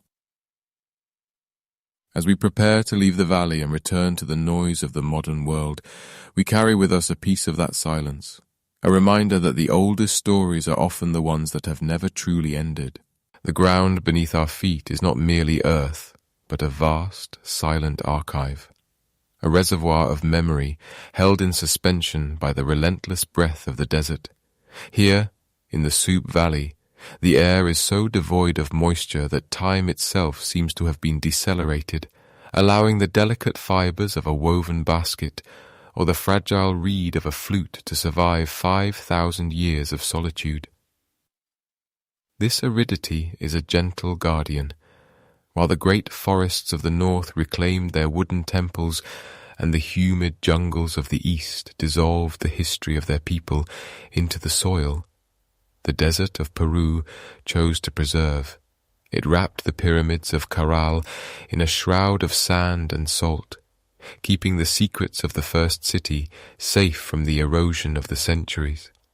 As we stand among the ruins today, the dust that brushes against our skin might be the very same that settled upon these plazas when the city was a thriving heart of trade and song. There is a profound stillness in this realization, a sense that the distance between the ancient past and our present moment is as thin as a single grain of sand. The stars above the valley appear tonight exactly as they did to the astronomers who stood atop the pyramid of the Huanca. They are cold, distant pinpricks of light that have witnessed the entire drama of human rise and fall. When we look up, we are seeing the same celestial map that guided the planting of cotton and the timing of the great festivals. In the deep quiet of the Andean night, the modern world feels like a distant, flickering dream, while the stone monoliths of Caral feel like the only true reality. These structures were not built to intimidate or to defend, but to align, to harmonize the lives of thousands with the cycles of the cosmos. There are no crumbling battlements here, no rusted blades buried in the stratigraphy, the layers of earth that archaeologists peel back like the pages of a book. Instead, there is only the persistent evidence of a society that found strength in the soft power of exchange and the shared language of the sacred. It is a difficult thing for the modern mind to grasp, accustomed as we are to a history written in the blood of conquest and the shadows of walls. We have been taught that civilization is born from the need for defense, that the city is a fortress first and a home second. But Caral-Supe whispers a different story into the wind. It tells us of a millennium where the primary concern was not the neighbor's spear, but the neighbor's surplus. It speaks of a world where the weaver in the valley and the fisherman on the coast were bound together by 1,000 invisible threads of necessity and respect. As the years passed, this cooperation became the very foundation of the Andean soul, a blueprint for existence that prioritized the collective over the individual and the flute over the sword. The radiocarbon dating, the scientific method of measuring the decay of carbon atoms to pinpoint an object's age, places these stones at the very dawn of human urbanity. Yet there is nothing primitive about the philosophy they represent. If anything, the people of Caral seem more advanced in their understanding of human nature than many who followed. They recognize that a city is not just a collection of buildings, but a shared agreement to live in peace. They understood that the most enduring monuments are not those built to celebrate a victory in war, but those built to celebrate the continuity of life. Even as the city was eventually abandoned, perhaps due to the shifting sands or the changing currents of the sea, its spirit did not vanish. It moved into the mountains, it flowed into the later empires of the Moche and the Inca, and it remains today in the quiet dignity of the Andean people, who still work the land with a sense of sacred duty. To walk through the ruins under the silver glow of the moon is to experience a strange kind of vertigo. You are standing at the beginning of everything we call civilization, and yet you are surrounded by a silence that feels like a finality. It is a reminder that even the greatest achievements of humanity are subject to the slow, patient work of time. But there is comfort in this silence. It is not the silence of a graveyard, but the silence of a library, after the last patron has left. The knowledge is still there, held within the stones and the sand, waiting for a more thoughtful age to rediscover its lessons. As we linger in this space, we might imagine the sound of the 32 flutes carved from condor and pelican bone, their melodies drifting across the plaza and rising toward the stars. We might feel the warmth of the sacred fires that burned in the circular pits, fed by the offerings of a grateful people, and we might reflect on our own place in this long, winding narrative.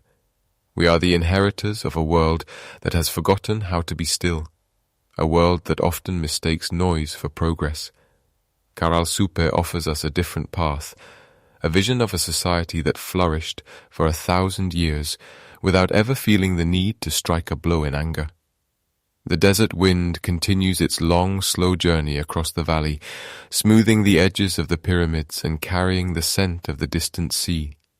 It is a breath that has been exhaled by the earth for eons, indifferent to the rise and fall of kings, yet intimately connected to the heartbeat of every living thing.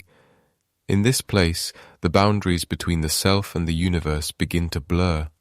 The weight of our modern anxieties feels lighter, anchored by the immense gravity of 5,000 years of history.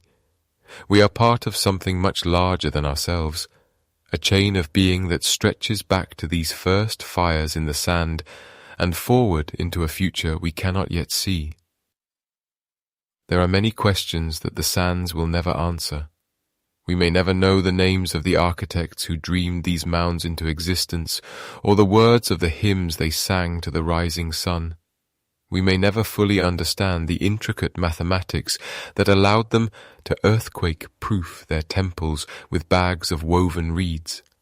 But perhaps the most important truths are not the ones found in the details of the archaeology, but in the feeling the site evokes.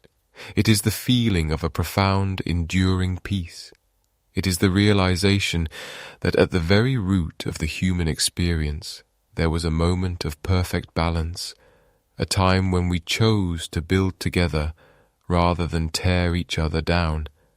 As the night deepens and the shadows of the pyramids stretch across the valley floor, we find ourselves reluctant to turn away. There is a magnetic pull in these ruins, a sense of belonging to a story that is still being written. The people of Caral-Supe did not leave behind a chronicle of their deeds, but they left behind a testament to their character. They left a city that was a sanctuary, a place where the human spirit could flourish in the absence of fear. This is their true legacy, a gift of silence and stone that has survived the turning of the world. And so we leave the valley as we found it, bathed in the soft light of the stars and the ancient memory of the desert. The path back to the modern world is long, but we carry the stillness of Caral within us. It is a reminder that even in the most turbulent times, there is a capacity for cooperation and a hunger for harmony that lies dormant in the human heart. The oldest city in the Americas is not a tomb, but a beacon, a light from the deep past that continues to shine if only we are willing to look. The wind whispers one last time through the reeds of the Supe River, a sound like a long, slow sigh of contentment. The desert settles back into its eternal rest, guarding its treasures with a patient, unyielding love. And in the quiet we find our own rest, drifting on the tide of a history that is as vast and as deep as the ocean itself. The story of Caral is not over. It is simply waiting for the next dawn.